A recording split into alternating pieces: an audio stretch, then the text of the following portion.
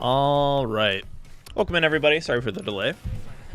Not Zempro, Matt, Twiz. How's everyone doing? We're going to hop into some community TEC matches. And yeah, if anyone missed out, or if anyone is out of the loop, Tetris Effect Connected World Championship 2024 registration is open.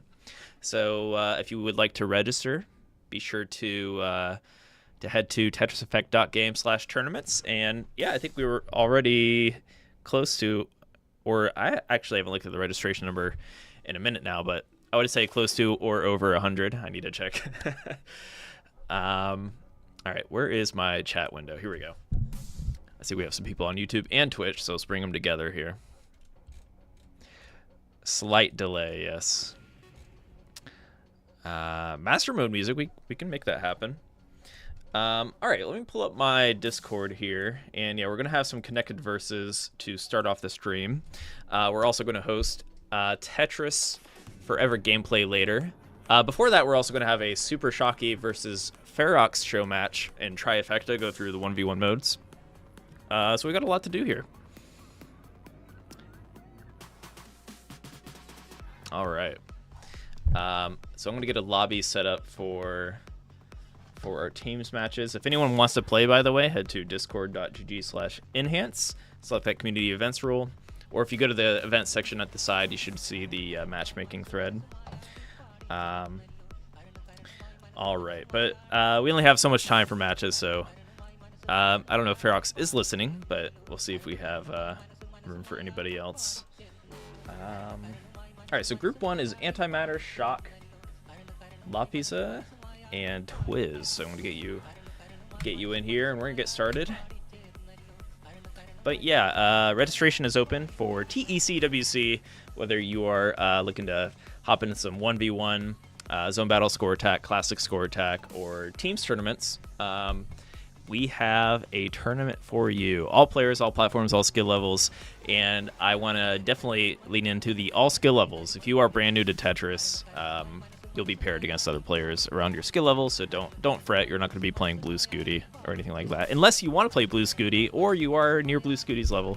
Just saying. But yeah, register for that. I will smile every time somebody registers. Welcome in, Ferox. I'm going to get this lobby set up here.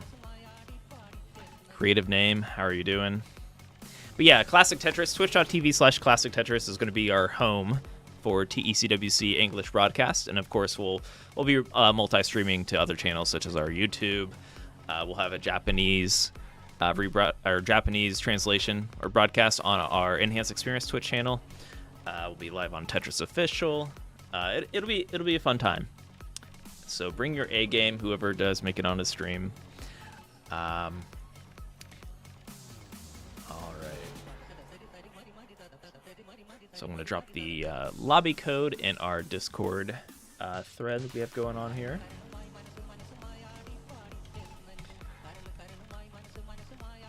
Oh, that is not the lobby code. There we go.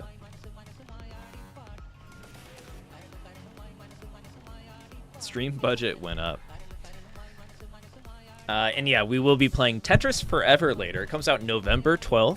I believe it is on just about every gaming platform out there. I personally will be playing it on Steam. But yeah, I know it's on the Switch, Xbox. Check it out. I think if you type in that command on Twitch here, Forever, it should link you to their, the Tetris Forever page from Digital Clips. And wish list it on whatever platform you're on. Should be pretty cool. It's like it features a bunch of like what I would call like lost or forgotten games, like the MS-DOS version and stuff like that, Electronica version. It also has a new Tetris Time Warp thing, which I'm sure I'll be showcasing a lot over the next few weeks, and I want to see if we can get some multiplayer matches going for that. Tetris for Never. Welcome in, Fallkite. But yeah, looks like 3 of our players are in here. Who is missing? Twiz, where are you at? I know Twiz was in the YouTube chat. Come on in, Twiz. And once Twiz is in here, we'll get started with some connected verses. And yeah, I do want to iterate. We do have a teams tournament the next few Fridays. 2 separate teams tournaments. And then if you manage to get top 2 in either of those, you will qualify for the finale broadcast where we have a chance to win some prizes, stuff like that.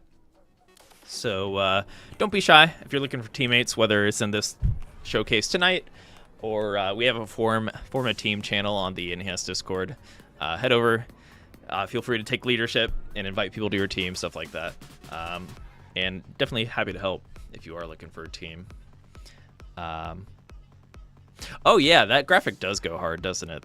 Their art is great. All right, looks like we're hopping in a game here. So we're playing some connected verses. Looks like Twiz is the boss here on the right, and we are in Area 1. So each area, so there's 3 bosses in each area except for Area 5, where it's just the final boss. Each area will have a signature attack towards the team on the left, and in addition to that, each boss within that area has a signature attack. So in the case of Taurus here that we see from Twiz with the bull avatar, you send giant pieces. Giant pieces has like pretty fun counterplay, but there will be times if it's comboed with another attack like rain or something like that. If your board isn't level, it's really hard to initiate that counterplay because you'll have some rows that won't be able to easily be cleared. We have Bobo Mr. Man 007. Love that name, aka Mr. Antimatter in our Discord. Shock 59 is a regular community showcase attendee, hailing from Australia. Lopeza, I am not sure. I feel like I've had this. I'm having deja vu. They're not a regular per se, but I feel like I have seen them here playing on our community showcase. You just lost 100 SR in zone battle. Damn. To a good player? Or did you make some mistakes? All right, 124. Perfectress. Putting Twiz pretty high on the board. If you are the boss, that is not... how do I put this? You definitely don't want to attack that large going into the second phase.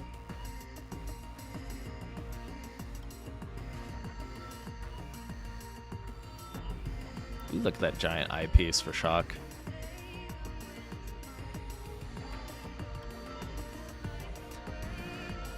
Alright, Twiz is defending, so if you use the same button that you use for zone, you'll switch to defense. So when you are defending, you can clear lines, Tetrises, and T-spins. You'll get a bonus, definitely for Tetrises. T-spins are mildly nerfed in this mode.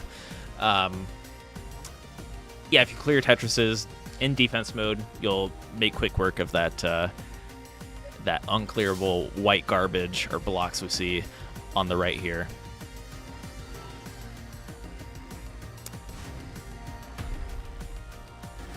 So everyone I see here in chat, have you registered for TECWC? I know Falkite has creative name. Did you register? Are you going to throw down a score attack? All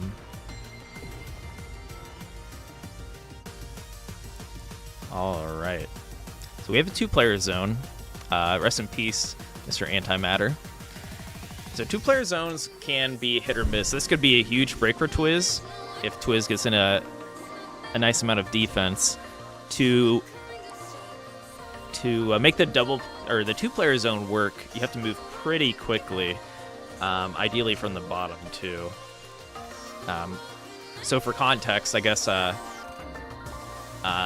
the overall zone power is dampened a bit if you are not 3 players when you are in this team zone phase, but you can kind of make up for that if you move quickly or if you get a curve tris or a 20. It is a little bit easier to get an ultimate tris, for example, when it's a 2 or 1 player than it is for 3 players. But Twiz manages to get out barely, playing from the very top, defending so that they can likely begin clearing. Oh, I think likely one of that square to the left.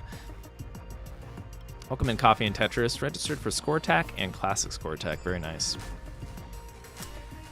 Yeah, Classic Score Attack's a bit different this time around. So we will run it in the enhanced Discord, kind of similar to, I don't know if any of you participate. Well, I'm streaming to Classic Tetris right now, so I'm sure some of our viewers participate in the community tournaments, but players typically will like schedule matches in the Classic Tetris community.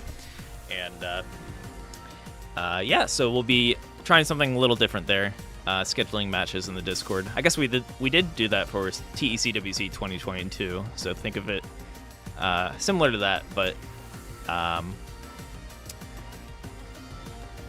yeah, brackets a little bit smaller than 2022, most likely, given the changes in tiers, stuff like that.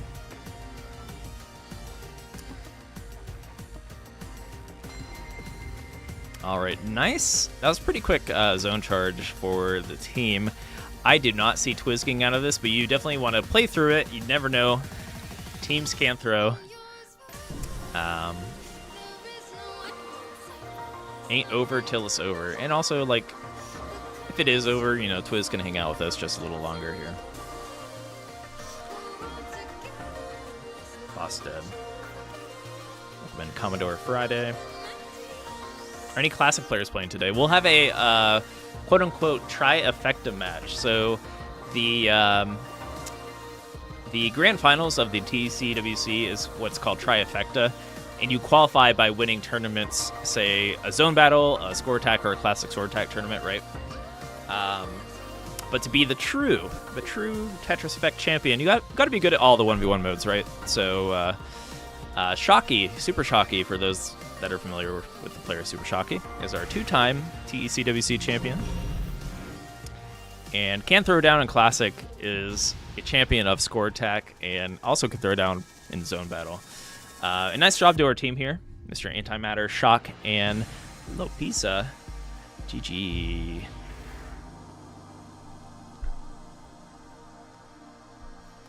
So yeah, we'll see every multiplayer mode today.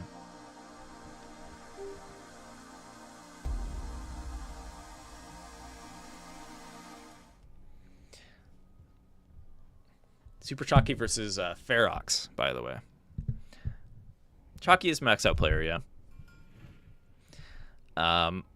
It is cool to see too that the especially in this last year, players that are more known for like zone battle or modern Tetris play have picked up on Classic through Tetris Effect and can crush it.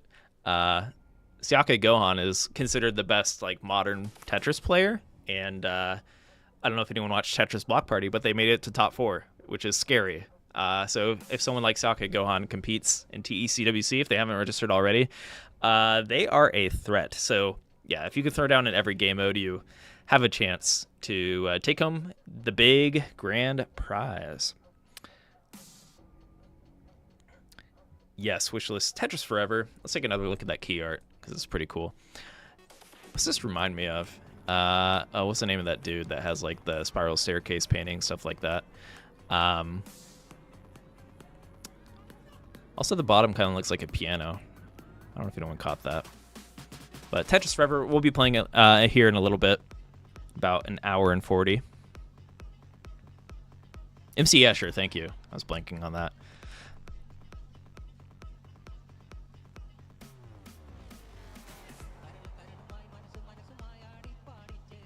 All right, looks like our team is kind of mixing it up here. We're going to see a different boss.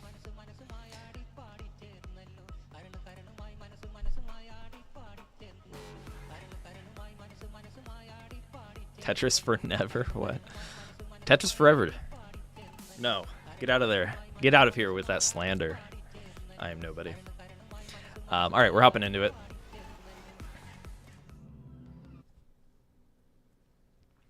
And yeah, we'll have some community matches the next few Fridays on here. We'll have team tournaments next few Fridays as well. So you'll see a lot of Tetris Effect the next few weeks. All right, let's get rid of my face. Bam.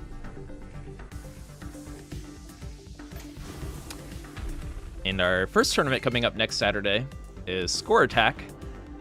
Kind of the in-between. It's like, how do I put it? Score attack in TEC, yeah, like you do hit those high levels in the well, how do I put it? So it's like a modern version of score versus like you would have in classic, right? You can start out a little bit slow, almost like, you know, level 18 speed kind of vibes. But when score attack gets into those like master levels, it's so intense when it's so close too. So I'm pretty excited for next week, seeing who shows up.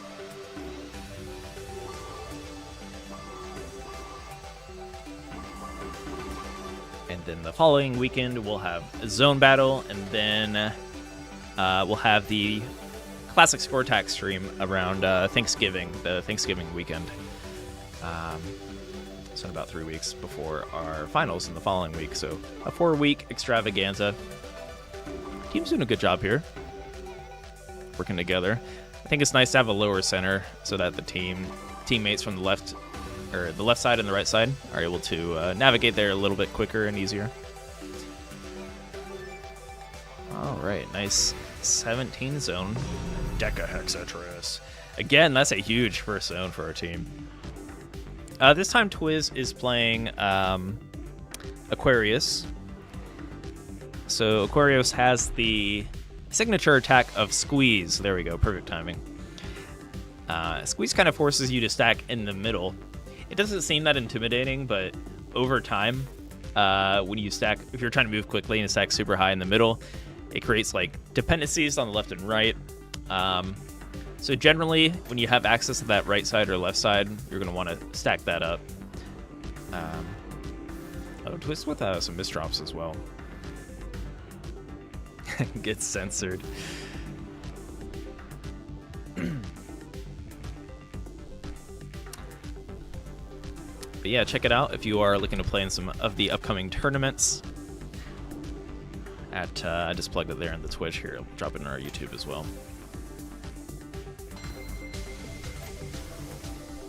Got some new sponsors this year. So, of course, Digital Clips with Tetris Forever. Atmex and Hyperkin are back. Red Bull. Get some, we have some support from Red Bull. Power Bears. I think that's it. And, of course, the Tetris Company. But, all right, so 8 lines in here. I think TECWC is in for World of Hurt.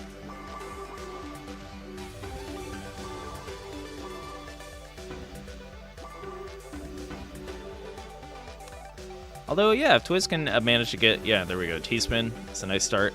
Definitely needs a few more Tetrises. You can kind of see how much charge the boss has on their defense with the orbs swirling around. Definitely would like to see more like 6 or 7 at this point. Ooh! Oh no! And that will be game. GG.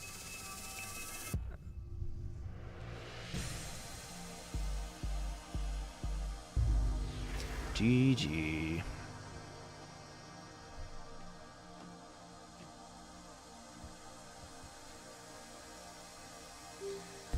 All right. What is our time at? I think we might move into our second group here, so thank you guys for playing. Who's at our next group? So next up we have Grasspelt, Solil, Nobody, Numbers, Policy, and Espion. There's some really good players in there. But yeah, Group 2, you can begin to hop in. We'll do first come, first serve, then swap following that. Ferox, if you're listening, if you want to ping the players. Good chance that they are in the Twitch chat listening already.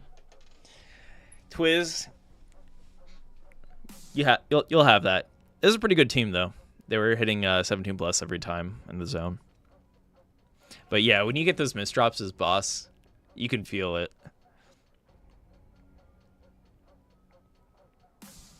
GG's for sure.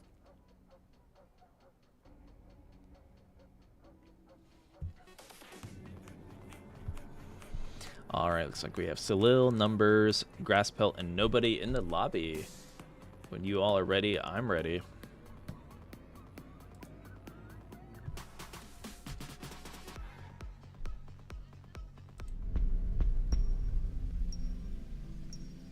We're going to get a Aquarius run back here.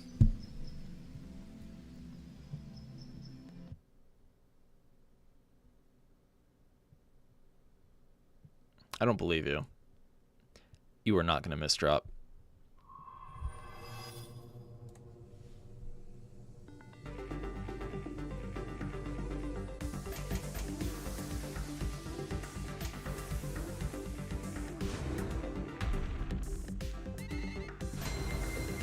All right, nobody is schmoving, sending an attack, but the team's also pretty quick here, so we're going right into our first zone. That first zone charge is usually super quick.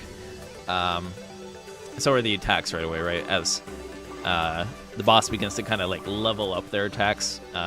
They start out pretty weak, even though they are triggered more easily. Shock, that is what I like to hear. I did not pick Shock to say that, by the way. Shock saying, I am going to go register for TECWC now on start.gg exclamation point. Shock, you can give me your PayPal following the stream. Thank you for your support. All right, so team moving pretty quick.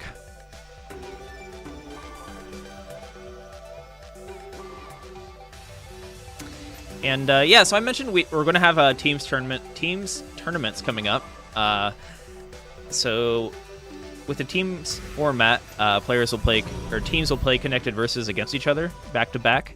And if there's a tiebreaker, there's actually a 1v1 component. So keep that in mind when you're forming your teams. It is nice to have like a little bit of a balance. Have somebody that's good at zone battle, classic, or score attack, depending on, because it may come down to that if there's like bans on certain game modes.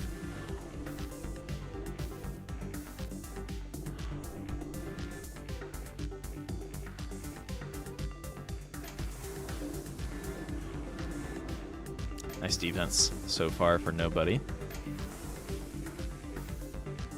Bringing it down just a hair. You do want to try to mix in some attacks. Ideally for nobody, maybe mixing in squeeze. Like the attacks that kind of like throttle your opponent from moving quickly. That's like a good time for you to defend. At the same time, it's pretty early on here. So the team is going to charge their zone pretty quick, as we see. So nobody did manage to clear multiple lines during that. So nicely done.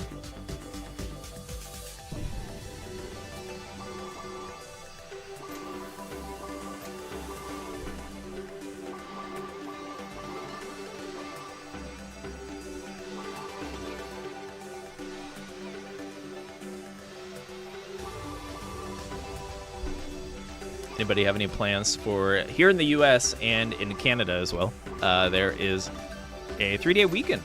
I don't know if everyone's going to be celebrating a full 3-day weekend, but 3-day weekends are one of my favorite things in the world. That extra day goes so hard, I guess.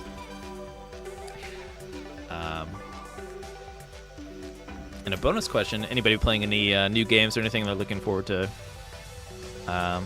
playing this weekend? All right, nice attack from the team here.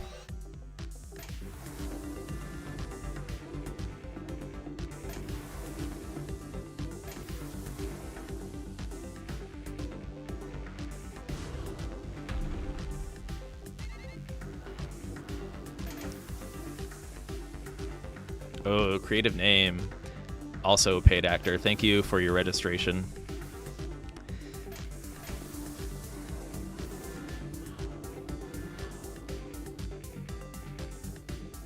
For your service. This is an interesting situation. So nobody is defending a bunch, and the team already is so far charged here.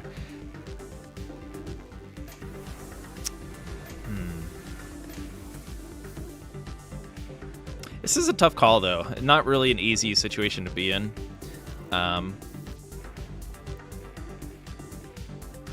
Yeah, just gotta be careful not to defend so much, just because if you don't get any attacks onto the team, they're gonna be schmoving, right? So it's almost like it's a double-edged sort, or how do I put it? You want to consider that, because sometimes just defending the whole time allows a team to it's counterintuitive or counterproductive, right? With that being said, that was just a tricky scenario altogether for nobody.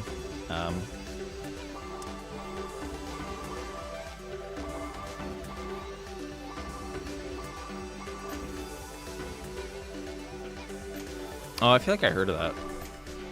Never did check that out.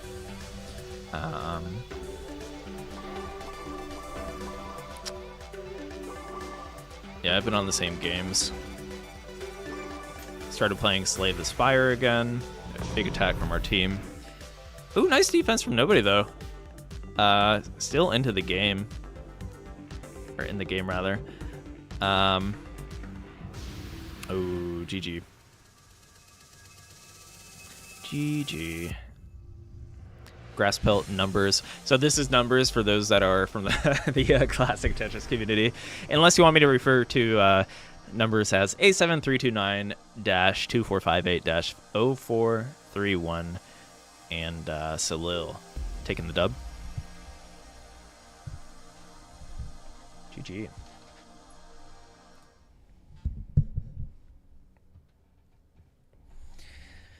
All right, so our... Oh, okay, I see. Ferox made another group. In that case, we can keep playing, I think.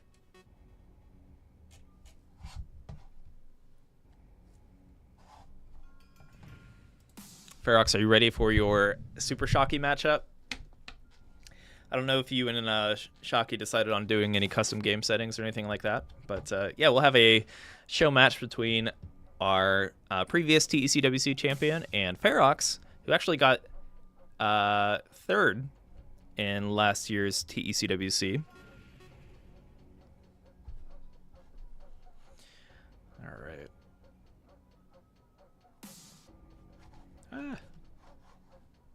There we go.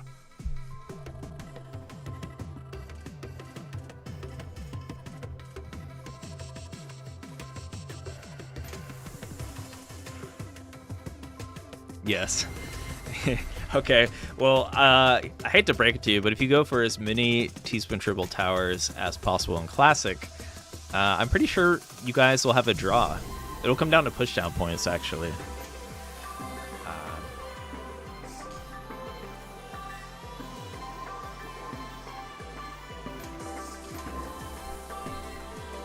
Team moving along. This time we have numbers on the boss. Numbers, keep your eye on numbers. Pretty fun to watch. I can tell numbers has fun when they play Tetris. They're just finding clever T-spins. Not necessarily the fastest player on the block, but yeah, extremely efficient. Can't throw down. Nice creative stacking. You know who numbers reminds me of is Misty. Never really drawn that comparison. Misty also stacks kind of like that.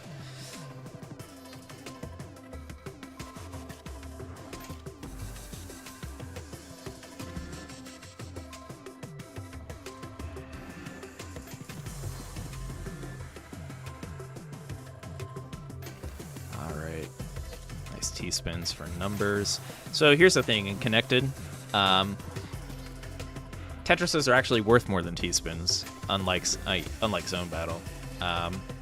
So generally, moving quickly, moving fast, getting a lot of Tetrises is a good way to play.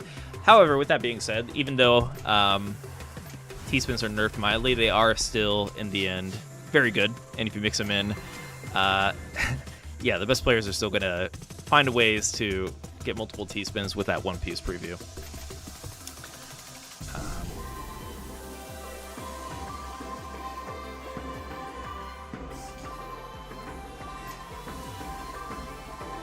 Super T-spins.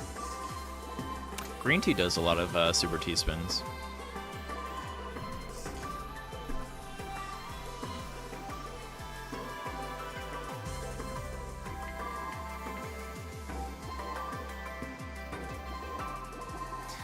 Numbers has a lot going on their board right now. See if Numbers can bring it down, because this team zone's about to finish. I think numbers can defend if... Oh my god. Still stacking a T-spin? Oh no, what?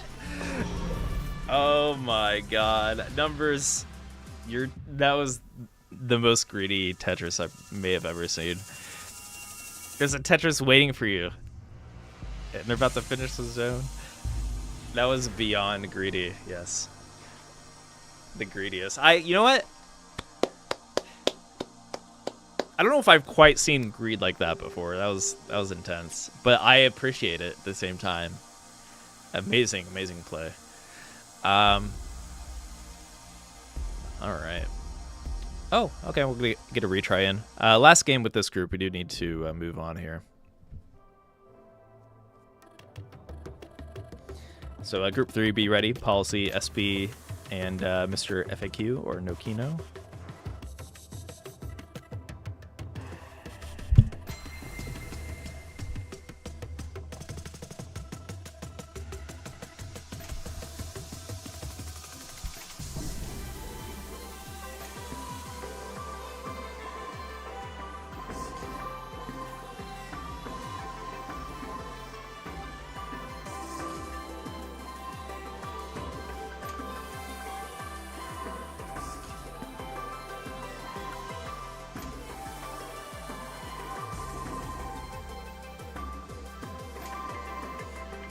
Nice, really clean team zone so far. A bit lower in the middle, but like I said earlier, if you have a lower middle, it can easily fill that in, as both players can navigate to that center. Although grass felt, I don't know if that was intentional, kind of walled off just a little here. This can't, oh, unfortunately can't piece crawl.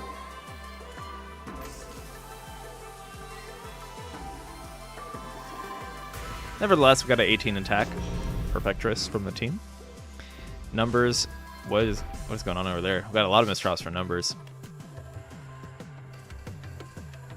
Look at that, we got a nice combo down stack though. Alright, so Numbers is playing as a boss from Area 3 and has chose Ares. Yeah, Ares is I think considered lower tier in the community. You can get some devastating attacks if timed correctly, I suppose, with the invert. So it'll invert the board from where any blocks are placed will have no blocks, and where blocks are not placed will turn into blocks.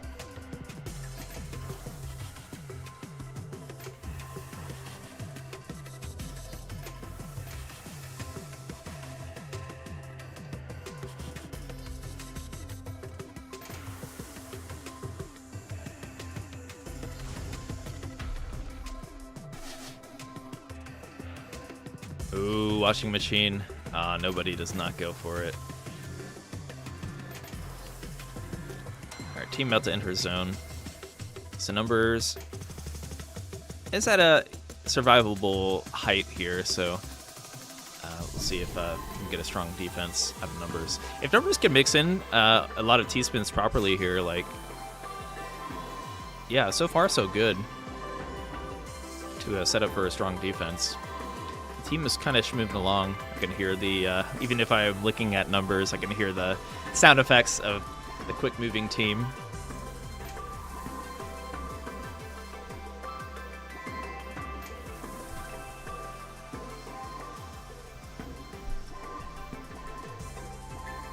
You did not miss the Tetris Forever preview. That will happen in about an hour and 15 minutes. So 5 p.m. Pacific, 8 p.m. Eastern. Other time zones, good luck.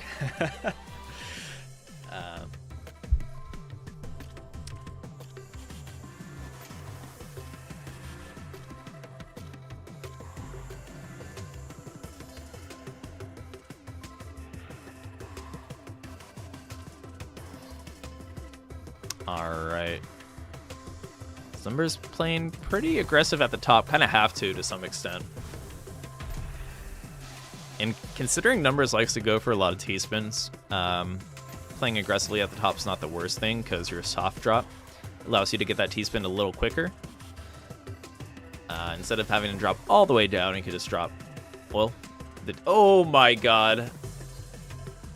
Managed to get the T-piece in there. Team's moving quick, too.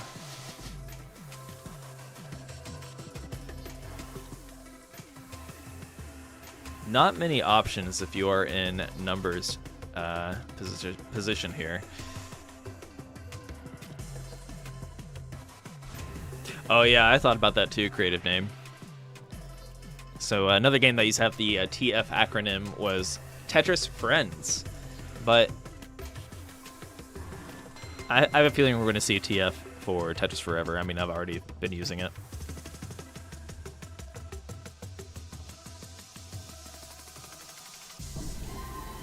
Tetris best win.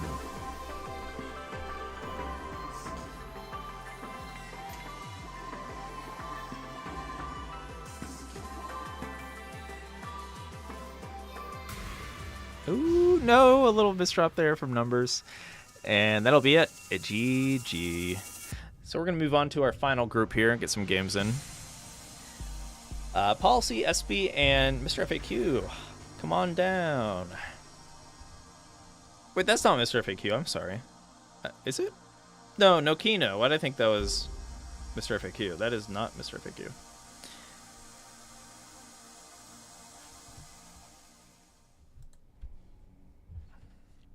Has anyone found any teammates for the connected 3v3 tournament?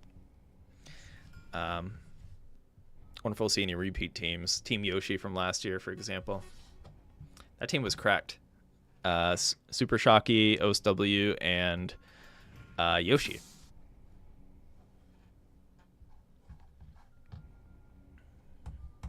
I haven't seen Yoshi playing in a long time, though. All right, looks like Policy is in here, SB is in here. I guess we'll have one more slot if anybody else wants to hop in.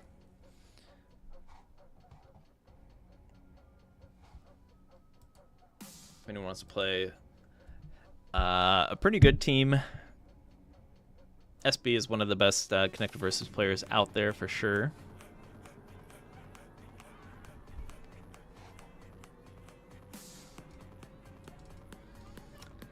Or if Ferox or Super Shocky, if you're lingering, lurking, feel free to hop in.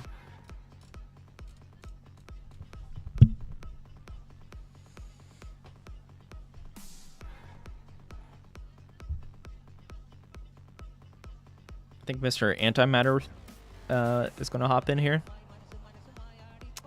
Feel free. I know we have a bit of a skew in skill level here, so feel free to use nerf buff or make it interesting somehow.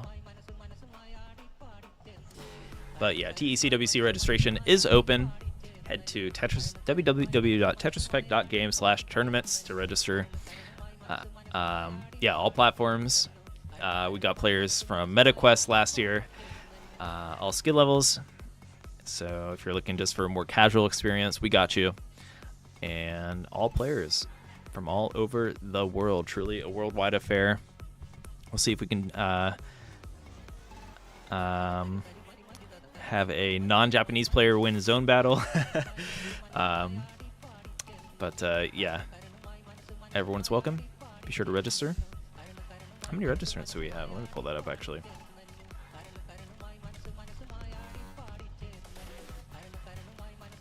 SB is doing nerf -2. Interesting. Oh, we have 127 registrants. Awesome. Good stuff.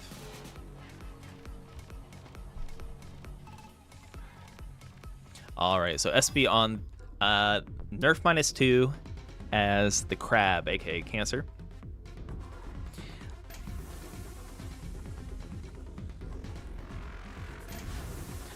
SB is one of the best Connected Versus players out there, though.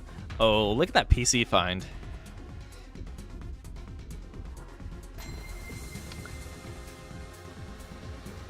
Nerf -2 is quite significant, though. Am I wrong?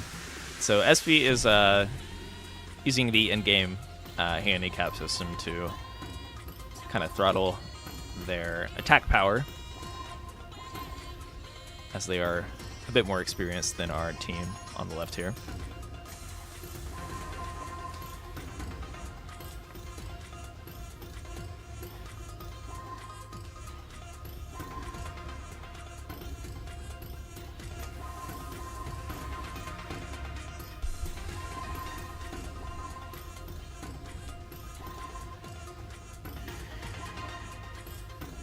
SB moving along, not too many misdrops.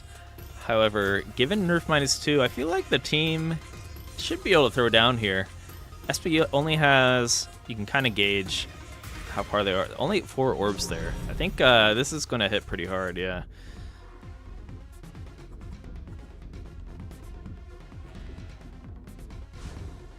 So SB intentionally not using the Tetris there to... because if you use a Tetris and you're about to charge an attack, or it's almost in a way wasted. Sometimes it's nice to go for singles and doubles if your attack gauge is already just about there.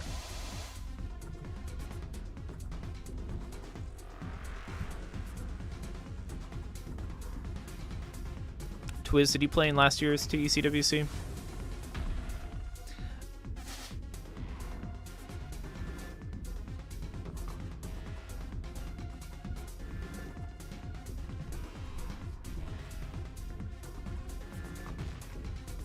Oh, you didn't even own the game last year. Okay, yeah, I didn't recall. Well, you should give it a go.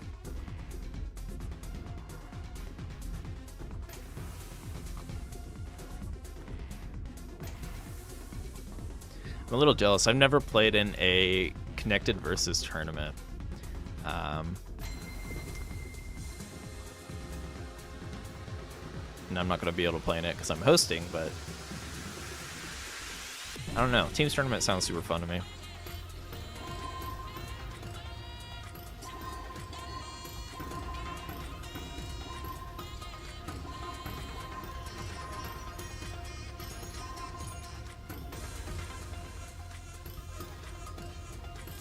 You know what's nice about teams tournaments as a TO is that just about every team that registers will show up on time. I guess other team members hold each other accountable to some degree. That was a nice thing last year. Just about every team checked in.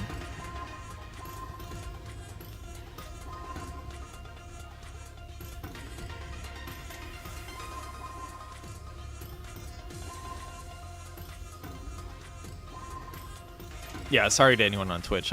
We do have we are live as well on the Enhanced Experience YouTube page. Oh man. SB is trying their best. So when you use that nerf -2, that's pretty significant. Compounded with these misdrops, I struggle to see SB coming back from this, but it is SB. It is SB on, so we'll see what happens.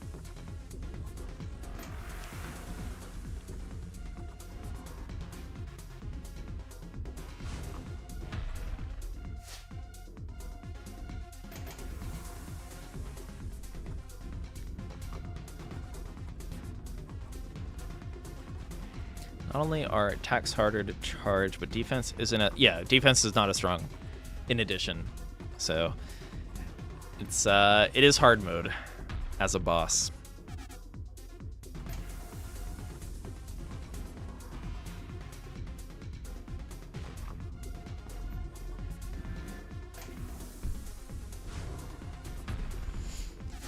Might have time for one more game after this, and then is Super Shocky around yet? Either way, we'll have Ferox versus Super Shocky coming up.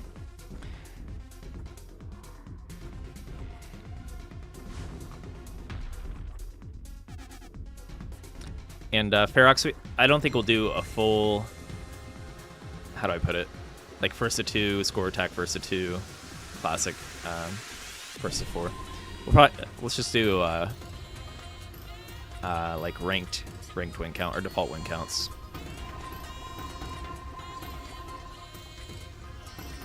Then if we have time, we can do a bonus match. Oh, I don't know if that was an accident or what, if SB could have managed to get out of that, but quick. Tetris, 7th line clear from the team there. GG. I love this version too, Marie. You know what? This is a great version of Tetris. Tetris Effect Connected, available on just about any gaming platform near you.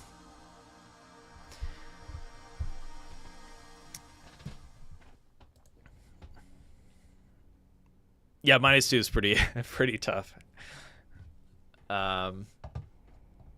SP could do -1 maybe. Yeah, I like this. So SP is going to try a -1 Leo, or even just take it off.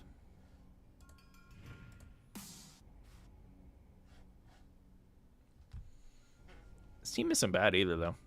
But I think -1 SP might be able to manage. But Leo itself is a weak boss. So what Leo does is, let me share my screen.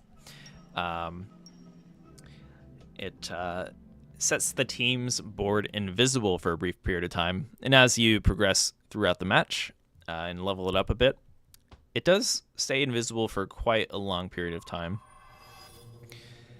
Top players, though, are very good at playing invisible Tetris, so it can be considered weaker at the higher level, but it depends on the players in the mix. And in addition to that, like when the hide field is compounded with other attacks, and you kind of like lose track of what state your board is in, like say high stakes and bump up, stuff like that, it can be pretty tricky.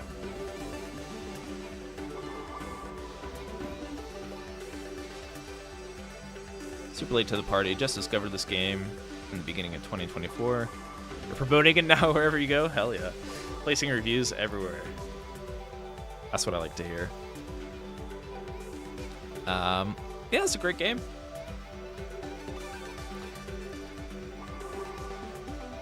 I'm not just saying that, well, partially saying that because I work in Enhance, but I mean, that's how I found Enhance, was through this game. I got hooked on this game.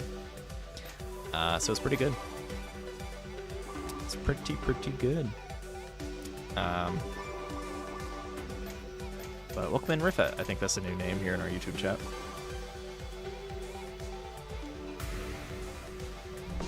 Neko no Kino.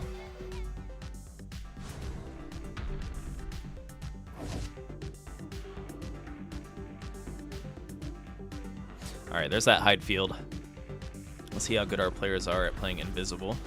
And with that nerf -1 on SB, seems pretty balanced, because that's like a fairly standard like attack strength from the team. Maybe would like one more row at least, but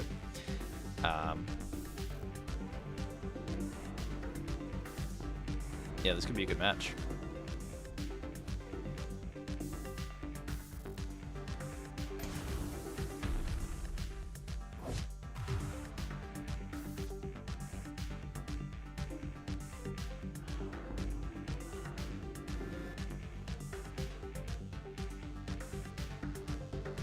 I'm feeling the Area 4 music today.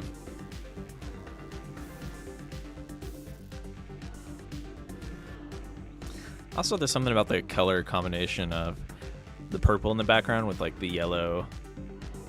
I don't know. I love the color of Area 4.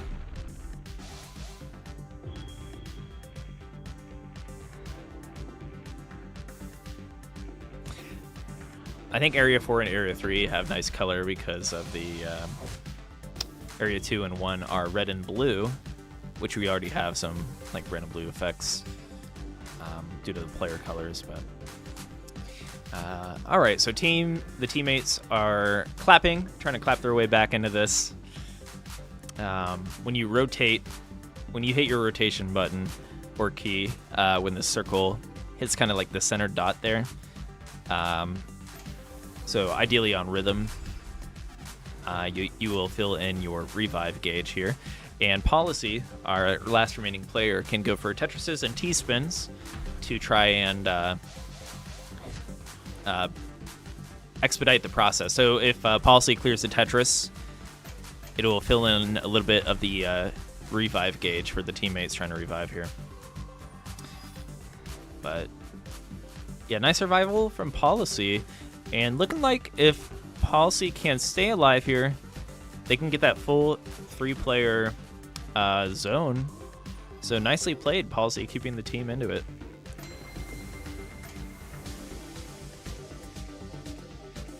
And yeah, Mr. Bomaman has the game sense to know that you don't want to completely spam your board. So the fact that they started from the very bottom of the board, right? Sometimes it'll cascade and it'll say like 4 lines cleared right when the team members' boards come together, right?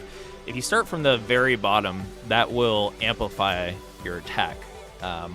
Otherwise, it's dampened. So for the maximum zone attack power, you definitely want to make sure, if possible, if you have a teammate that is still able to stack to the very bottom of their board. Yeah, your goal is to enter a zone from the bottom. And then, like, if you see that one player is already doing that, you can fill in your side, but as long as one player is super low.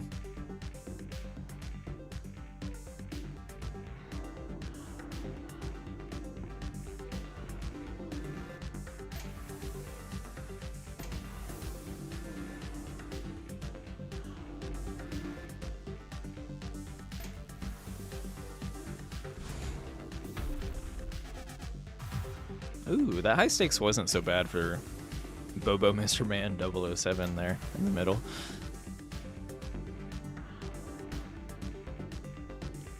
Riffit, are you playing in the community tournament coming up? Or TECWC? Because I know we have a ton of Tetris Effect players that aren't competitors per se, or, I mean, many people play Tetris just to relax, right? Or to unwind.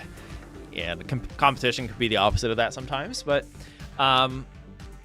yeah, like TECWC places players in brackets of similar skill levels, so if you are looking to play other casual players, that will happen for sure.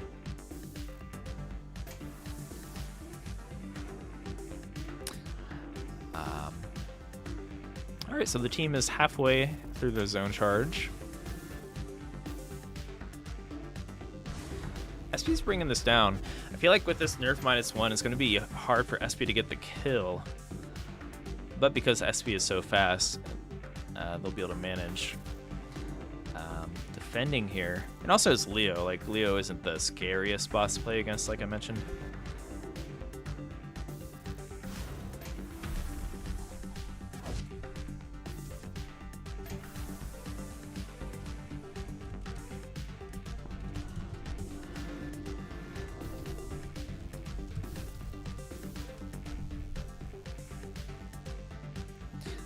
And yeah, on deck we're going to have Super Shocky versus Ferox.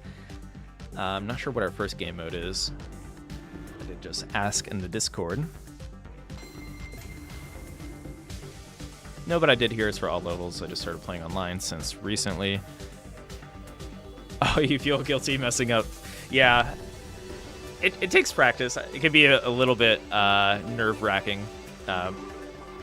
You know, trying to hold yourself accountable. Or try not to let down your team, right?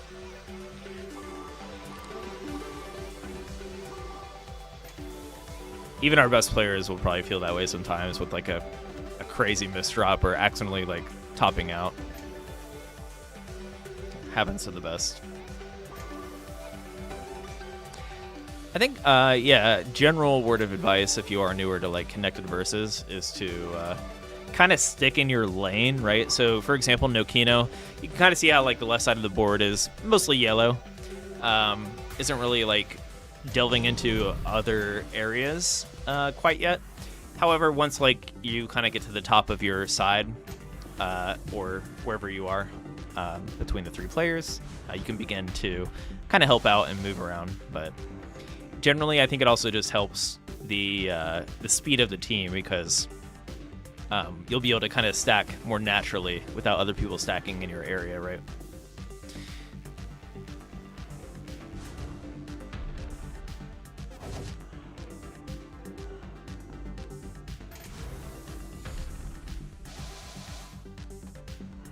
All right then, Ferox, if you're listening, I will make the decision. We're going to start with classic score attack after this. Let's make our way through the from past to present. So go classic to regular score attack to zone battle.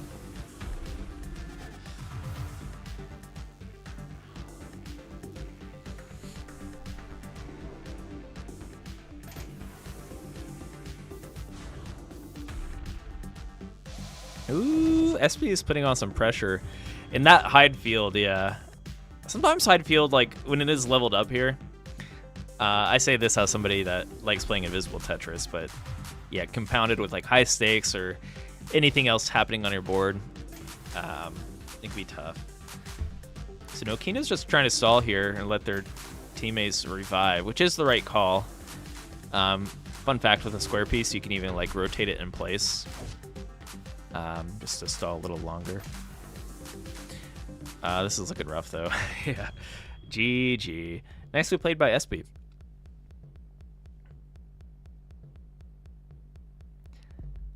Ferox, you never know. I guess Super Shockey's hyper tapping. I was about to say, with if Super Shockey plays Das, everyone can have an off day in Classic Land. Okay, so we're about to hop into. We're gonna mix it up, change gears a little bit. Thank you to everyone that was playing Connected Versus with us tonight. We're gonna preview the Trifecta format. So, yes, through the course of the next 4 weeks, next weekend we'll have Score Attack. The following we'll have Zone Battle, and then Classic Score Attack around Thanksgiving weekend. If you get to the top 4 of your respective game mode, first off, there's going to be cash prizes for if you just win Zone Battle, for example. But it'll qualify you to be in the Trifecta bracket. So it'll pit the top 4 Classic players against the top 4 Score Attack players against the top 4 Zone Battle players in this mixed bracket. And you have to play every 1v1 mode, right? So it's like trying to determine the true Tetris champion. It's one of my favorite tournaments to put together and watch, as like, I don't know, I love all forms of Tetris, and I know everyone has their own niche and whatnot, but trying to determine the best Tetris player is always cool to me overall. So I'm going to create a classic lobby. We're going to do a mini set. Typically the set's a bit more extended, like first to 2 or first to 4 for Zone Battle. But we're just going to do first to 1 classic. So hey, Ferox, if you're listening, first to 1 classic, that's anybody's game.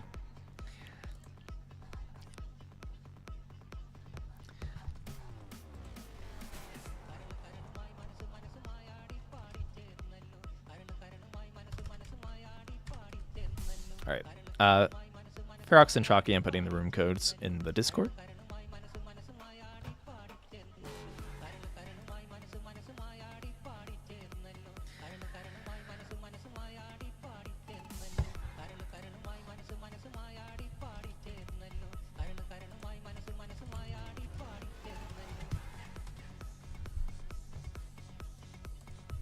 All right.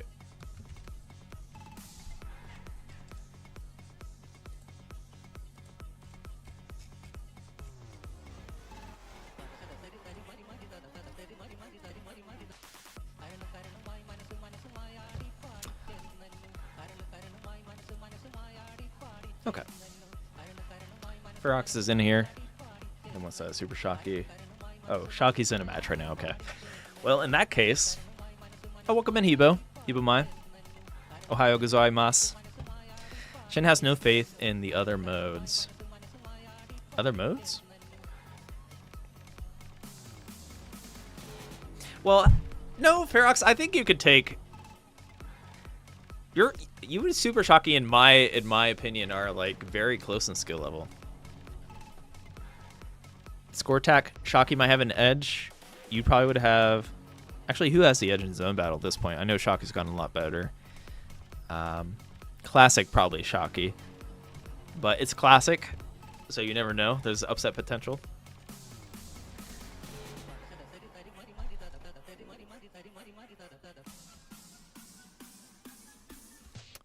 Welcome in, Hibo, though. Hibo Mai, are you going to play TECWC? Hibo Mai is an old-school Tetris champion. For anyone that's followed modern Tetris 10 years ago, Hibo Mai was the best player. All right, looks like both players are in here. I'm ready when you two are.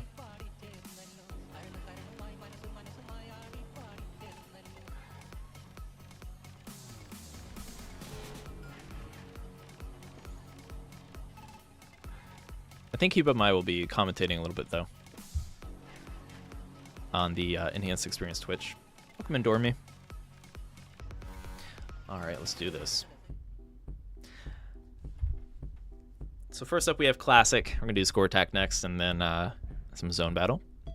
Then after this, we'll hop into our Tetris Forever Showcase for anyone that's thought about or already has it on their wish list or is considering giving it a go. It's a different kind of game. I think of it more as like, it's kind of cool how they present it. I don't know how familiar any of you are with digital clips. They also worked on what's called the Gold Master series, I believe, but like almost like think of it like a documentary game where there's like a ton of video content and like history that you can kind of navigate through, like the Jeff Minister story, all these like lost games. I don't know, it's pretty cool. I did have the chance to play it a little bit, and I'll be playing later, but there's like some games lost in time, which is kind of fun to see and fun to play.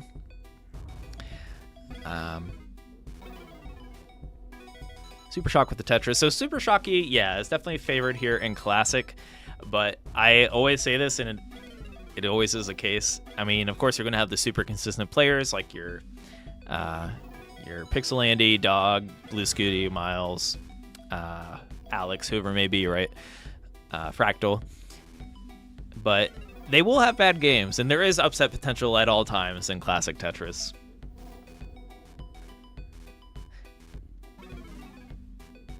It's a little harder to get an upset in a game mode like Zone Battle, for example, because of the zone mechanic. It allows you to kind of make up for mistakes, stuff like that. Whereas when you make a mistake in Classic, it's like it's over at some times. In addition to that, there's like a pretty high skill ceiling for well, there is one for Classic, don't get me wrong, but it's a different kind of skill ceiling, like the mechanics that go into something like Zone Battle. It's a never-ending story of study. Anyways, Ferox in a little bit of trouble here.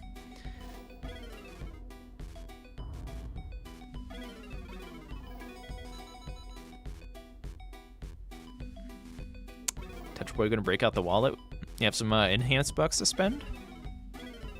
Unfortunately, enhanced bucks are not redeemable on the Steam store. I apologize for that. We're working on that. Maybe, you know, we're in the talks with Valve to get the enhanced bucks supported on Steam, but stay tuned.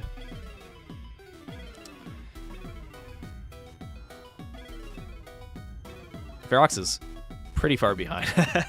I say that as a friend. There we go. Tetris for Ferox on the way back. I don't have Tetris rate enabled. By the way, if you go into options, the graphics options, you can enable and disable the classic score attack HUD, which shows you the Tetris rate percentage and your drought. So just like if you were watching CTWC, for example, you can kind of see your drought and Tetris rate in game.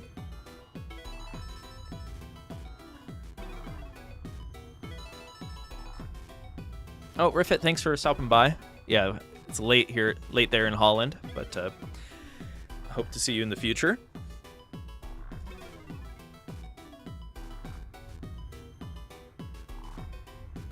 Oh, welcome in Qatar as well. I missed you.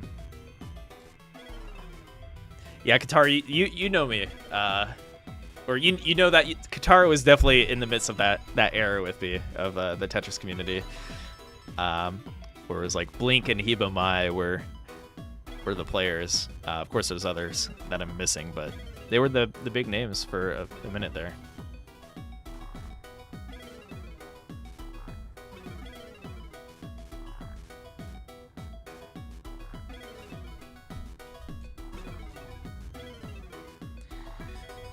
By the way, so there's a chance I may challenge Blink to Tetris Time Warp on an upcoming stream. So, hey, if you are interested in Tetris Forever, you know what we should do is that is a Time Warp, actually.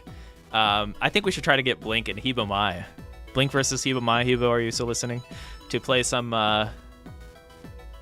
Tetris Time Warp together. That'd be hilarious.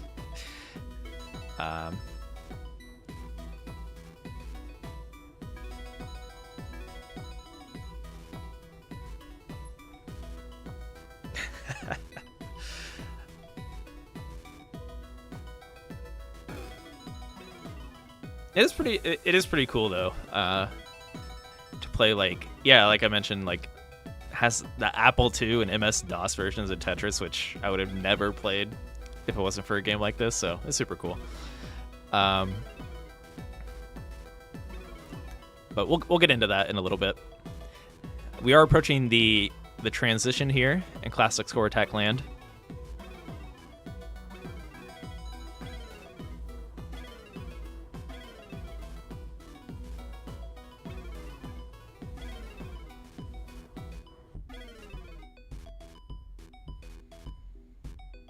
Nice. Tetris for Ferox into that transition. I don't know how... I'm pretty sure Ferox is playing DAS. Pretty good control. Doesn't get that T piece over, though. Might have needed a quick tap on that. I don't know if our Tetris scientists in the chat can confirm. But yeah, Super Shock with a commanding first game of Classic Score Attack. So Ferox might need to go in the lab on this one. GG's. Maybe I am overestimating your skill in this mode, but I feel like you can throw it down. What's your PB in Classic, Ferox? Am I wrong? Maybe I am overestimating you by a lot. Oh, wrong one. You can throw it down on 18, but unfortunately you had a rough 18 there. Best of one Classic. It's brutal.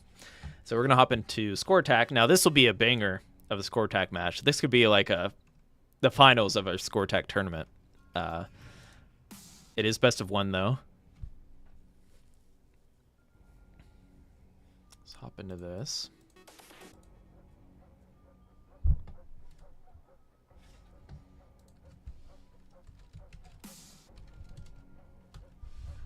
All right.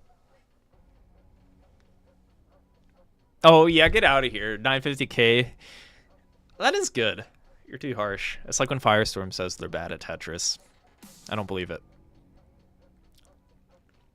In terms of like, yeah.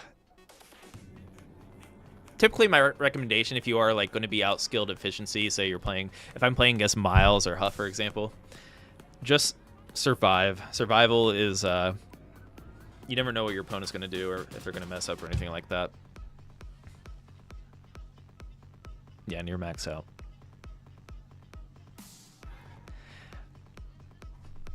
I don't know, though. Like, improving at Classic's a big one, too. Sakai Gohan got top 4 in Classic in Tetris Block Party, right? So, if you're going to want some points on a player like that, you might want to practice. But yeah, we're going to hop into Score Attack.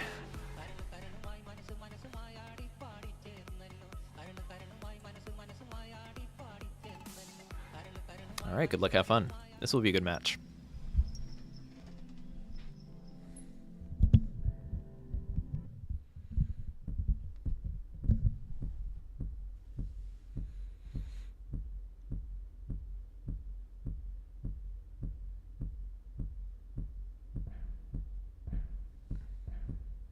Yes, we have the horse on the right. Shout out to horse avatar users. And then we have the monarch butterfly on the left. Super Shock. Not super shocky because they are playing from a Nintendo Switch, and there is a 10 character limit on Nintendo Switch, if I'm not mistaken. So Super Shocky cannot exist on the Switch. Super Shock exists, however. Super Shock already with a little bit of I don't know if that was a misdrop or just taking a concession given the scenario. All right, this is a nice start for Ferox. But it is Super Shock, so if anyone can make this work or come back, it would be Super Shocky.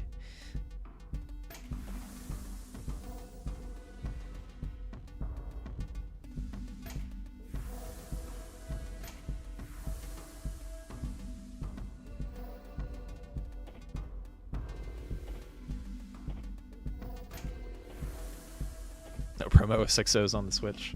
Is he not usually 6-0s? That'd be an easy way to remember promos.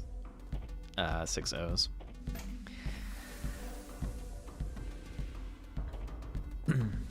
Dormy, are you gonna play in TECWC. I'd be happy to have you again.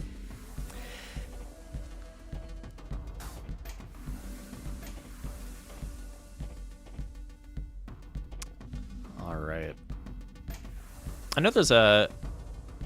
I don't know if... Dormia, did you sign up for that Galactic League as well? I know there's a Zone Battle League going on as well right now, which is cool.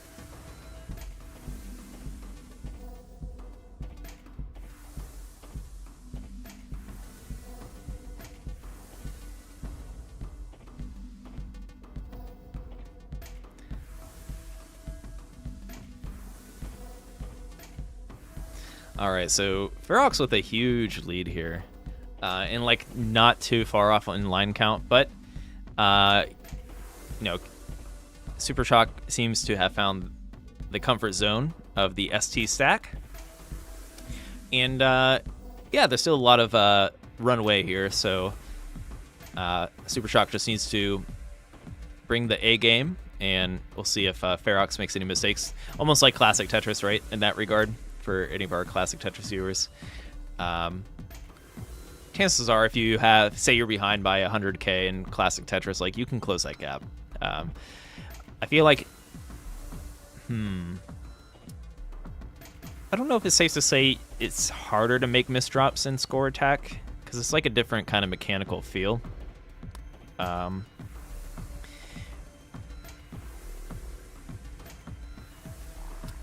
when the level speeds up here, both these players are pretty capable, though, of high speed levels. It could get hairy.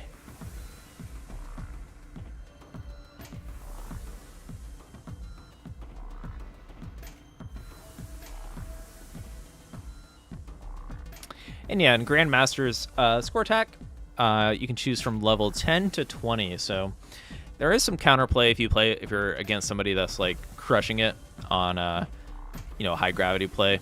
If you want to try to mix in something slightly more efficient than ST on a level 10 start, that is possible. We did see some level 10 picks last year, which is cool. I think players tend to practice 15 and 20 a lot, so they, you know, they tend to pick that stage or that level still. But 10 has counterplay in the fact that, yeah, the gravity is lower, but also if you play faster from a level 10 start, there's a chance you could force like a speed differential, because whoever tops out first makes it so that the other player has to finish in 2 minutes. It doesn't come into play too much when it comes to the best players in score attack, but it's something to consider.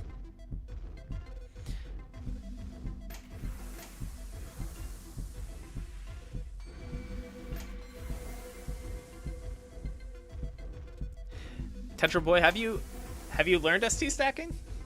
When it clicks, it's pretty satisfying, and there's like there's a little bit of hidden depth to it, right? Of course, there might be other stacking methods with more depth, but I have a lot of respect for players like Shocky and Ferox here that can maintain it so well, because it is definitely easier said than done. Also, when you do end up learning it and practicing a bit, it makes it also a bit more fun to watch. For certain.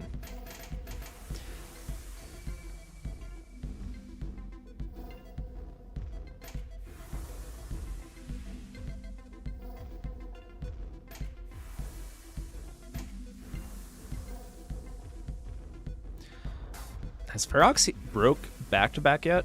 They must have, because I think Super Shock closed the gap a little bit.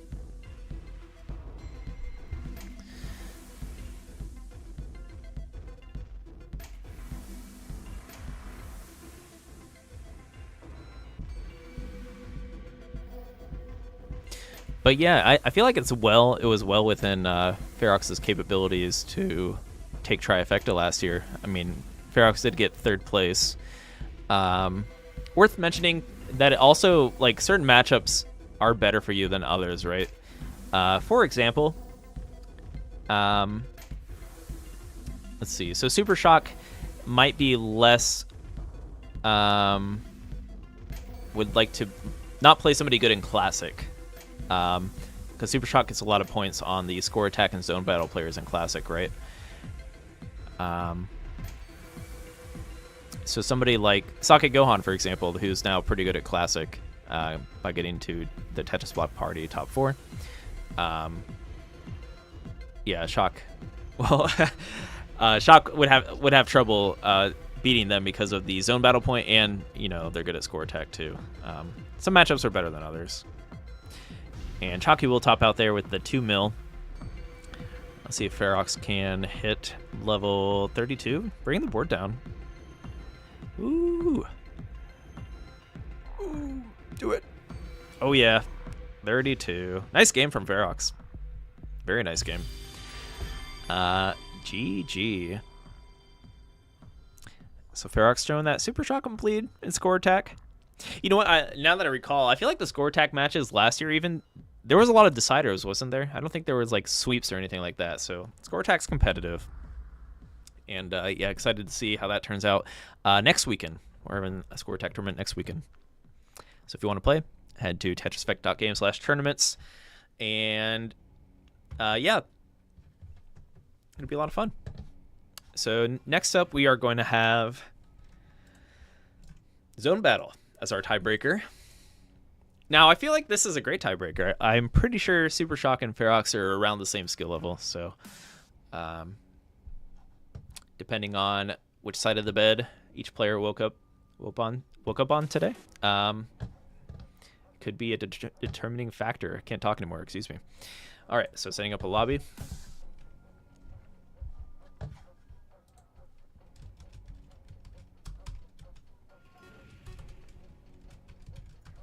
And after this, we'll be taking a little bit of a break to get our guest set up for the Tetris Forever showcase. Which, by the way, let's take a look at this awesome key art. Yeah, it's got that Escher look to it. There's like a lot of little Easter eggs in here. Be sure to pre-order it if you're interested. Pre-order or wishlist, rather.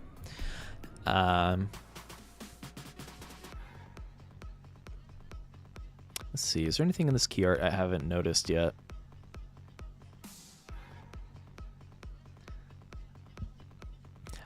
I thought the bottom looked like a piano there. Oh, it's got the bomb list blocks. It's on multiple platforms, Tetra Boy. If you check out the link that I just shared, I know it's on like Xbox, PlayStation, Switch, Steam, probably some others. Probably like the Tetris Effect platforms. We're close to it. All right, so we're gonna hop into the zone battle. Super Shock versus Ferox. Good luck. And if we have time, we might have time for a bonus match if the players want to play another game mode. All right. Zone battle.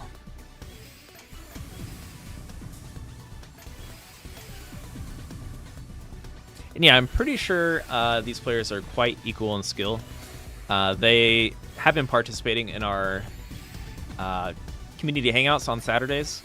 Which, by the way, totally recommend you join the Enhanced Discord and participate in those. But yeah, we were all hopping in ranked too, and I know Super Shock, Ferox were playing, and they're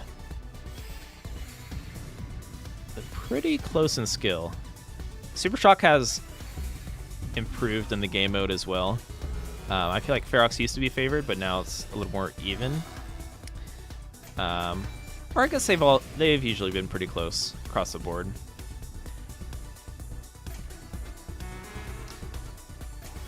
So we'll see how these two players are going to be able to get an edge on each other. Ferox super close to a curve set up there. Tried to fish for it with the higher left and right there. Nicely done. Alright, Super Shock mixing in some T-spins. Has some pretty clean garbage to work through. Wants to get to that clean column and column 5 at some point. Accepting some of the garbage, accepts another clean Tetris. Definitely good game sense to know when to accept and when to block here in zone battle. So nicely done by Shock. I believe this is...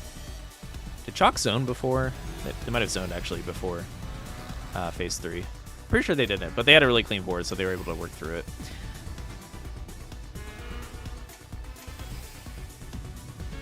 Nice ultimate Tris from Ferox. Going to put a ton of pressure on Shocky, who has a double T-spin there. That was actually an amazing block given the situation. But yeah, Super Shock's going to top out there.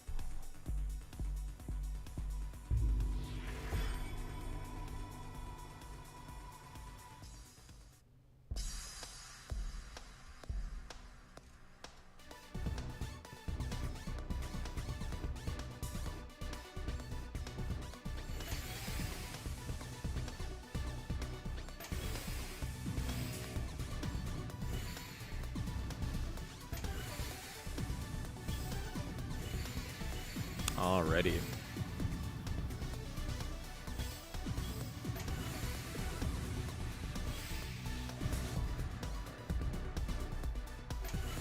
Nice Kaiden setup from Ferox, propping that S piece against the side to set up a Tetris or a T-spin. And alright, so Ferox hops into zone with a T-spin triple to start. Super efficient so far.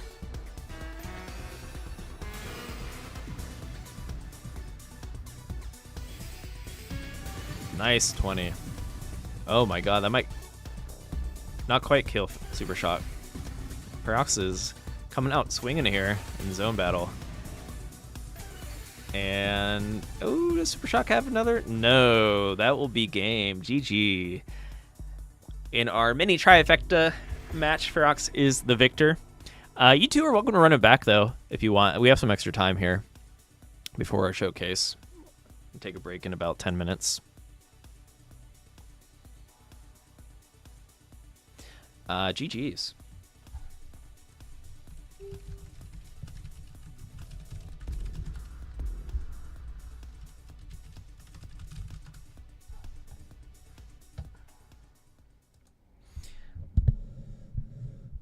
All right. So I'm offering if they want to run it back. Yeah, nicely done, Ferox. Ferox going to be one to watch out for in the Trifecta format. But first, so you have to qualify for Trifecta, right? You got to get top 4 in zone battle, score attack, or classic score attack. And that alone is going to be very hard to do. The competition is only getting steeper, so. All right, they're running it back. We're going to get another zone battle in here.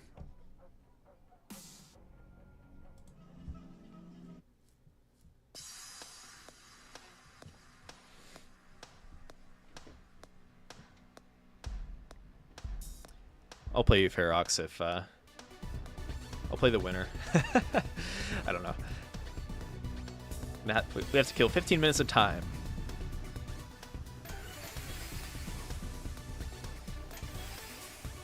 All right.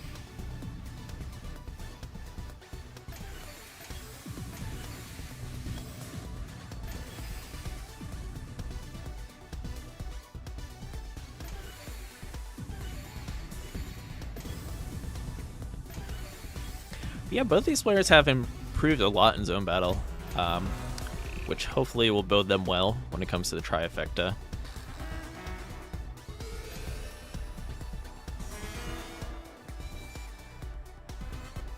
Historically, the players that struggle in Trifecta are, ooh, a little curve twist there, or rather a large curve twist from Ferox. But yeah, players that struggle the most in the Trifecta format historically have been classic players, but there are some that can throw down, like Sodium Overdose, for example, or Miles, Huff. They all can play zone battle and score attack, but it's just, yeah, some of these modern players are on another level, right? So it's hard to level the playing field. I would love to see a classic main that can just crush it in modern, right? We don't have too many that can. I know Alex Thatch has been trying to learn modern, but I would love to incite some of our top classic players to throw down.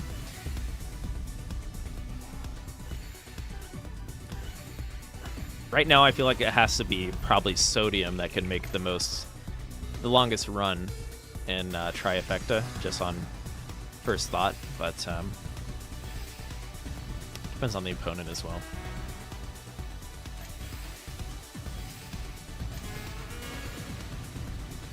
Oh man, Ferox hitting some huge zones.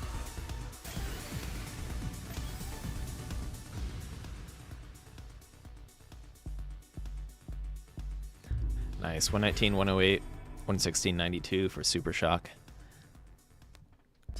Yeah, still hitting 90 plus for Super Shock, but Ferox is bringing the A game here in zone battle.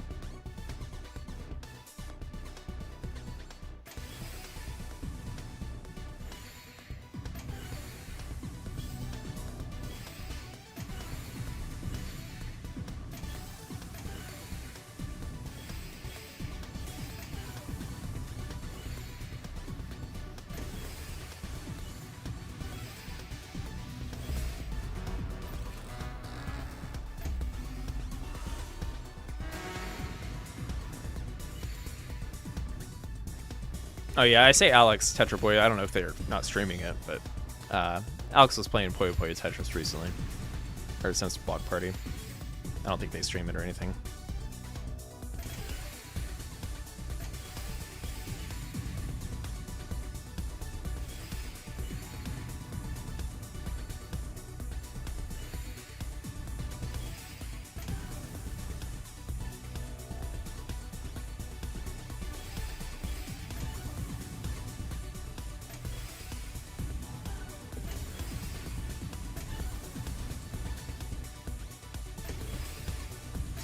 All right, so Ferox sitting on this max zone, has a Tetris ready, a little bit high here. Not gonna want to zone right away. Typically, yeah, before you zone, you want to bring your board down. Kind of like tricky situation. If you see that your opponent is in a position like Ferox is, you can try to accept garbage and apply pressure further, right? That's all you can do when your opponent's in that situation. But Ferox managed to get out. Sitting on that max zone, does decide to trigger it. A little bit of a misdrop there. I'm going to dampen the attack power a little bit. But, yeah. Super Shock also entering his zone. Also, shout out to Ferox for using the customized colors. The way that Ishihara-san intended. The blue blocks. I can't do that, but respect. I can, but I'm speed nerd for sure. All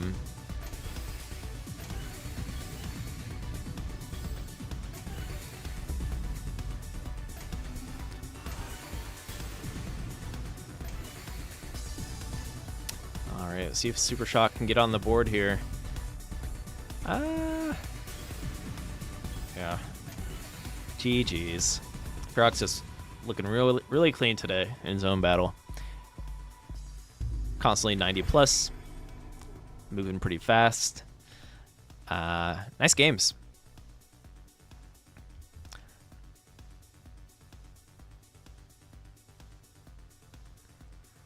But yeah, these two players are pretty even when it comes to Trifecta.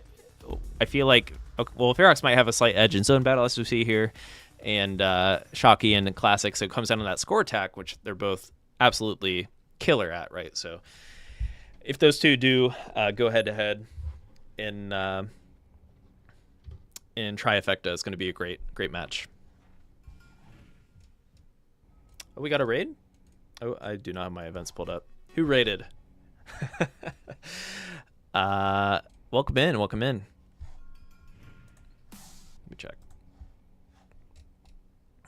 Oh, monthly Tetris. Welcome in. Am I talking to Vandweller? Am I looking at Vandweller? Is that you? And the other side of the camera? Welcome in. But yeah, we're about to actually, well, we might take a break here in about 7 minutes to get ready for a Tetris Forever showcase. So yeah, stick around if you're interested in what Tetris Forever has in store. All right, so, and also take a look at this beautiful key art. I love this key art. It reminds me of like the Tetris 1989 or the NES key art, which I actually have right next to me. Let me pull it up. Reminds me of this. Where is it? This guy right here. Definitely inspired, I would guess. But the Soviet game sensation. Your pulse quickens. Beams, boxes, zigzags, and L-shaped building blocks drop relentlessly down a narrow passage.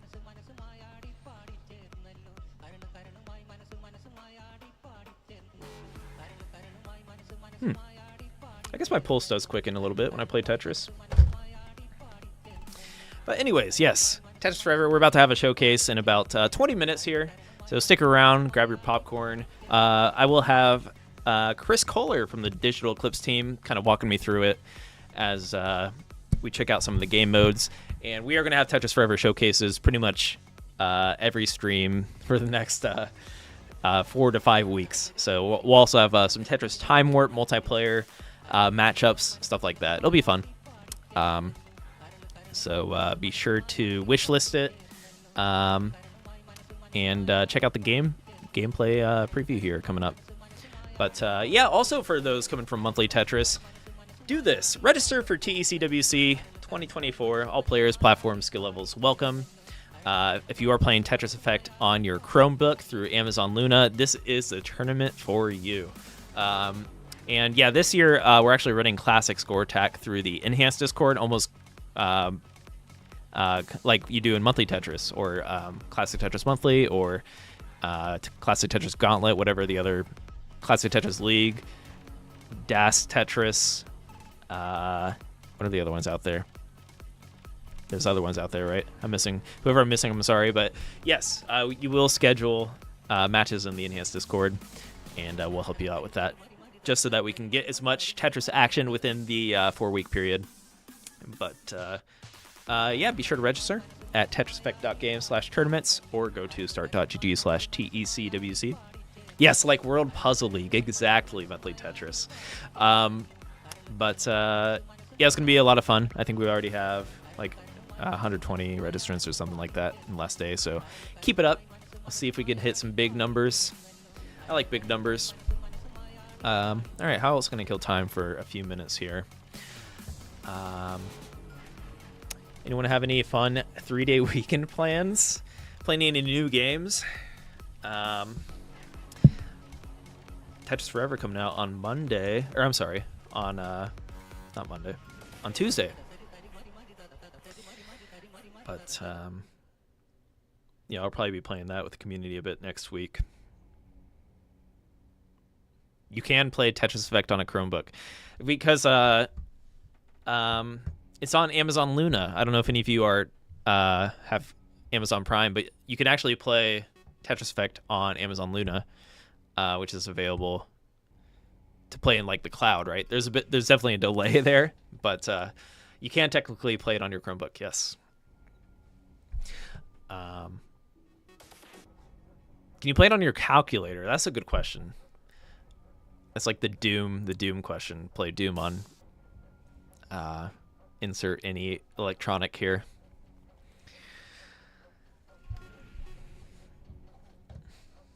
But okay, I think I'll just go ahead and take a break. And yeah, we'll be back in about 15 or so minutes with Tetris Forever. I guess I can just play a trailer real quick. I'll play a trailer and I'll take a break, but we will be back. Stay tuned.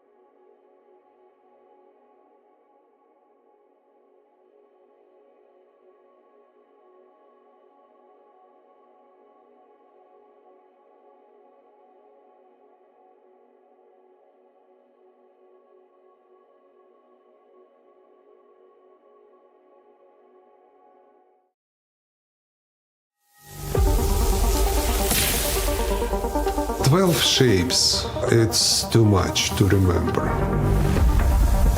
I decided that I should downsize it. So if I introduce flipping, then I have just 5 pieces. That's how Tetris was born. I didn't have the rights. I said, I'm going to go to the Soviet Union and get those rights. I believe that Tetris will be here forever. I think I have one of the greatest games in the history of computer games. Alexei really created the perfect game. 2 weeks in a row, I did nothing but playing. Play Tetris. Play Tetris. My friends.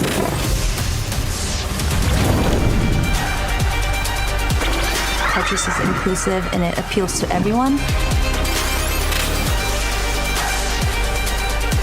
Every place was sold out, and every place was clamoring for more.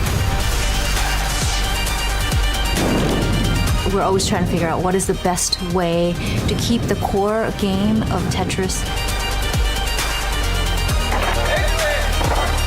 Nobody thought this game was going to last forever.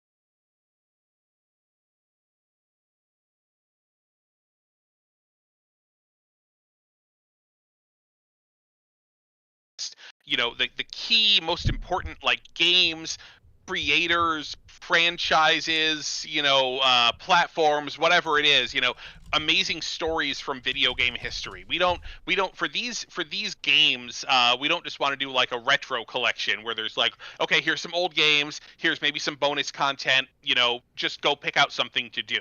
So what we've done with the Gold Master series in Tetris Forever is it is everything from, you know, all new video featurettes, like documentary featurettes that tell the story of Tetris, all the artifacts that we could dig up, vintage photographs and vintage, you know, magazine ads and what have you, and playable games. And everything is presented in one chronological experience, like walking through a virtual museum. So we're not just saying, like, here's a Tetris game. We're setting you up like, here is how this particular game was developed and why this game was developed and who developed it and where were they when they developed it and what inspired them. Why did they create this piece of art? And then we show you the game. This is something that we've done with Electronica, which was the first game by Jordan Mechner, who then went on to make Prince of Persia. And we did it with Jeff Minter, the creator of Tempest 2000, his games as well, in a collection called Lamasoft, the Jeff Minter story. And now, Tuesday, November 12th, very, very excited,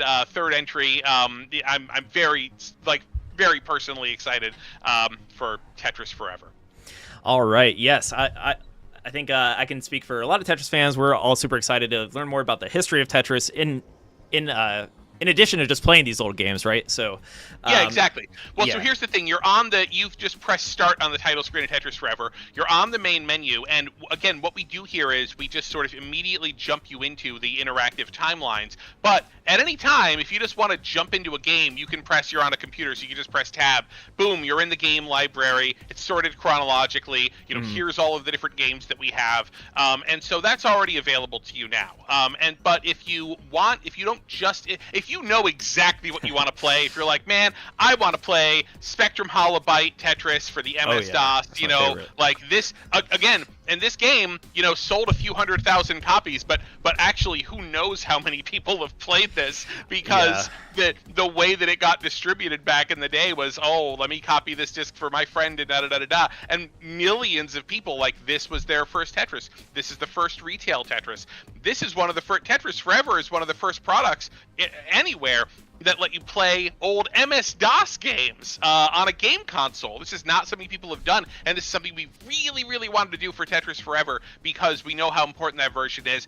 If you are a Japanese kid who grew up in the 80s, you know, maybe you just want to play Tetris for the Famicom. If you maybe want to play Hatris, maybe you want to play Tetris Battle Guide, and you can jump right in. But if you don't really know where to start, and if you want more of a directed experience, you can jump in to the interactive timelines, and you can start learning about the history of Tetris and finding out, and maybe this will help you find a game that you want to play.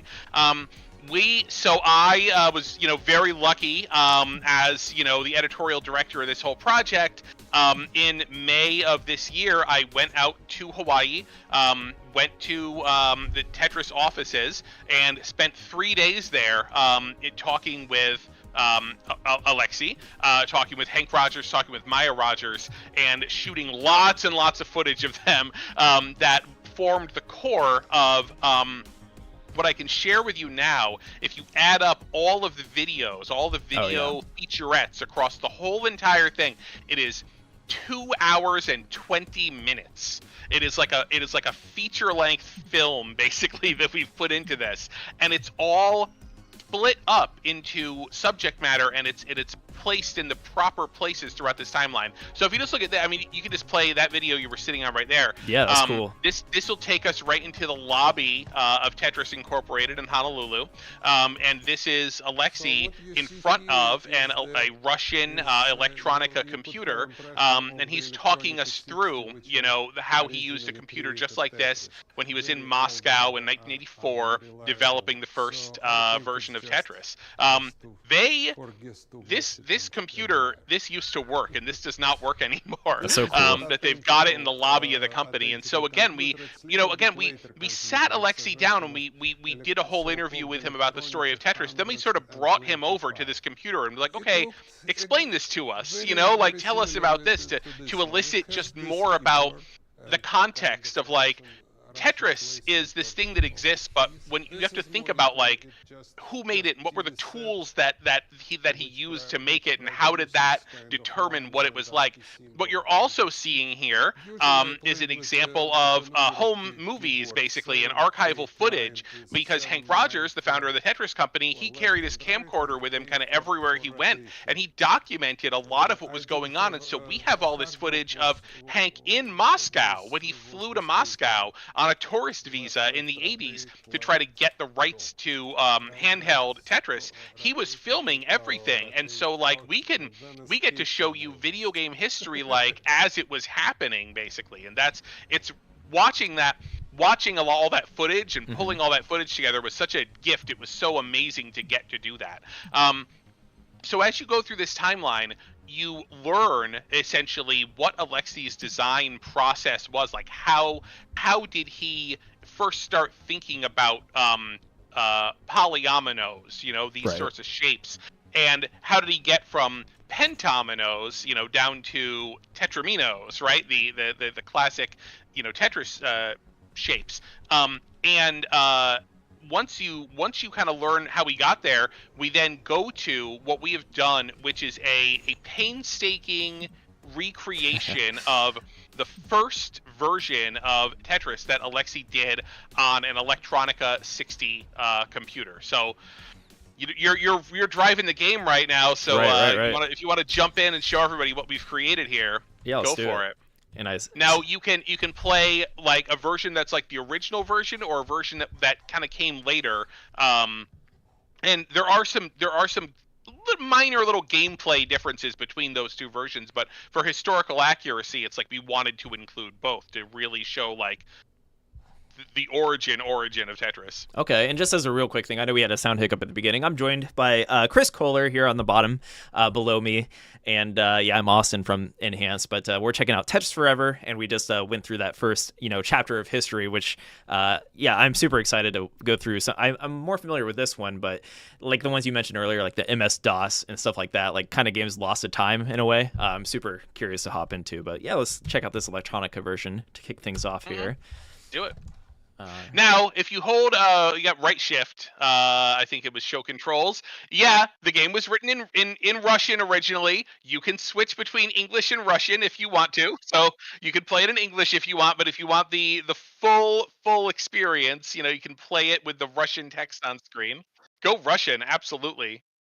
Now, important things to know about Electronica 60 Tetris. Now, I mean, basically, the game does play the same. The fundamentals have not changed. You've got the seven tetraminos. You can rotate them, and soft drop was not invented yet because of limitations like the key pressing the key. It's either on Electronica 60, it's either on or it's off.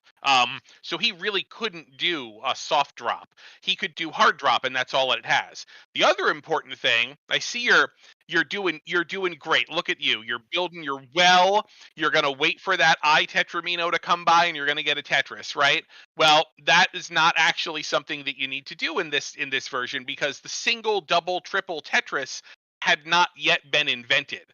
The only points you score in these original versions are for making fast decisions and dropping your piece quickly. You get more points the higher up the piece is when you drop it. You do not get points for clearing lines. The object of the game is not to clear lines. Clearing lines is just to get pieces off the screen so you can make more decisions. And you do not get points for clearing multiple lines. And so a Tetris line clear is not actually, you can do it, but it's not something that you actually need to do. And if you think about that a little bit more, that means that when the Tetris line clear was introduced later on by Hank Rogers in the bulletproof software version of Tetris, that changed the way that people approached the game because they do what you were doing, which is build my little well, get ready for my eye tetrum, to come in, right? But in this case, you actually don't need to do that. And in fact, because the pieces are totally random, right? There's no bag system or anything like that. It actually makes a lot more sense just to clear individual lines as fast as you can because you're not guaranteed anything in Electronica 60. The pieces are random, so you can wait and wait and wait for that eyepiece, but it's made that never occur. Or you might get like, which has happened to me before, you get like four eyepieces in a row, and it's just it's an embarrassment of riches.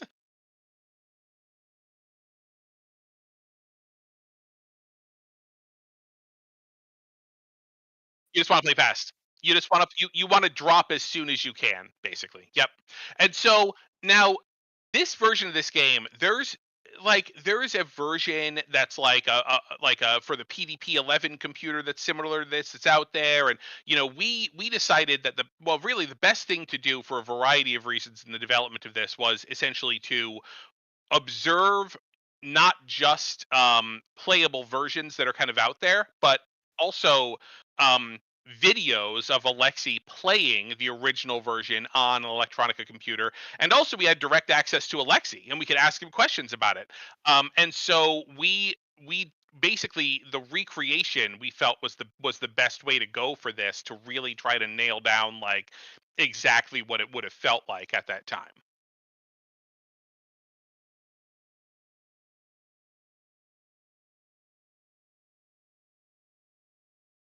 Mhm.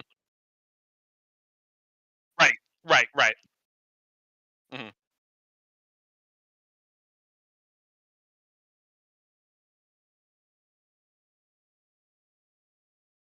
Yeah. Are you gonna try to? Okay, I get. Okay, all right. Oh, you did it. Okay, good. Yeah, yeah,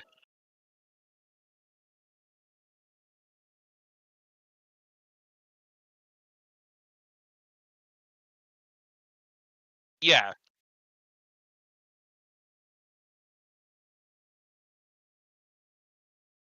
Right. But this is, and then this is just where you start, and then you can keep going. Um, you can yes, there are 9 levels. It does speed up at certain points, like you're at level 4 right now. You can manually speed it up also. Um, But at any rate, you're doing the thing that typically happens, which is that people say they're going to go through the timelines, and then they just sort of end up just playing Electronica 60 Tetris and never get any further. Like right now. So as soon as whenever you're ready to show off some more stuff, I'm ready to go with you. I think you're just gonna go play this. Yeah, sure. What does that mean? I don't know. You know what? You have to. Yeah, you can't do it mid game. It's asking what your name is, or your yeah. It just says your name. I think. Okay. Oh, geez. All right. Well, got to do better. I think if you just yeah hit yeah quit, you can get out. There you go. So Alexi makes this game for the Electronica 60 computer, and unfortunately, that sort of means that it's just stuck on this Soviet, computer, which was already outdated even when he was making it in 1984. And a lot of his friends just kept bugging him, like, "Hey, put it on the PC, put it on MS DOS, put it on the IBM PC, because then we can all, play it." But he kind of didn't want to do that. And so, he ended up, we kind of discussed like how the game ended up on MS-DOS. Vadim Gerasimov, a teenage computer hacker, ported Alexi's code to MS-DOS. And as I had kind of said earlier, we actually have that version as well. And so this is based on, Alexi's original code. This version actually is being emulated, which is exciting. Oh, that's cool. Yeah. So we are seeing the history of Tetris. It's like we've seen what it looked like at first. This is what it looked like 2 years later. And then the important thing about this particular version is this is what broke out. This is what got out, from behind the Iron Curtain. This is what made it first to, Hungary, and then started spreading from there, and then kind of started spreading around the world. Like wildfire, but Yeah. then that's what sort of caused all the various game publishers to say, hey, how do we officially lock down the rights to this so that we could, do a version and actually sell this to people? Okay. Or 1 sec. I need to fix the sound. Sorry about that. Everyone okay. is complaining. 1 second.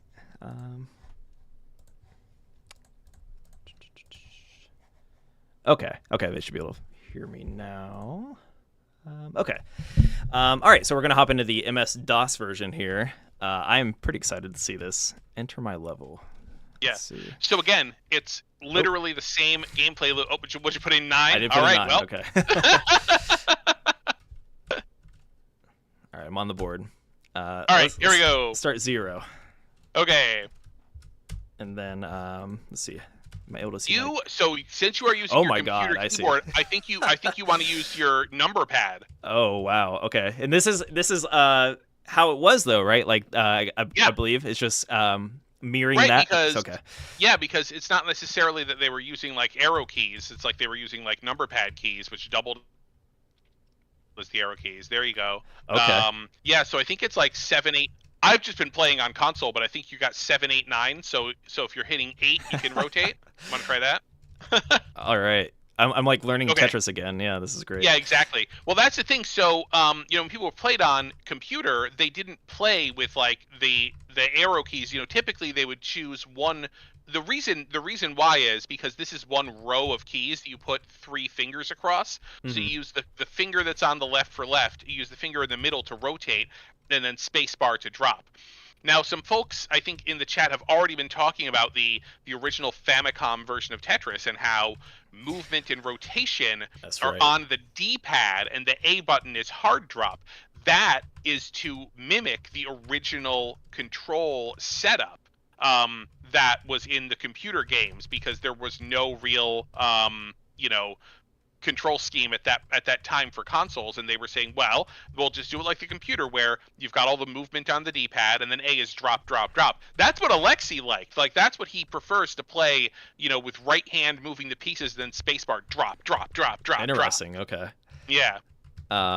So there you go. So it's like, are you on 7, 8, 9? Is that what you're doing? Yeah, I have a controller here, but at the same time, I want to be like how Alexi would play, right? I want to emulate that, so I'm trying to learn exactly. the keypad Exactly. Here.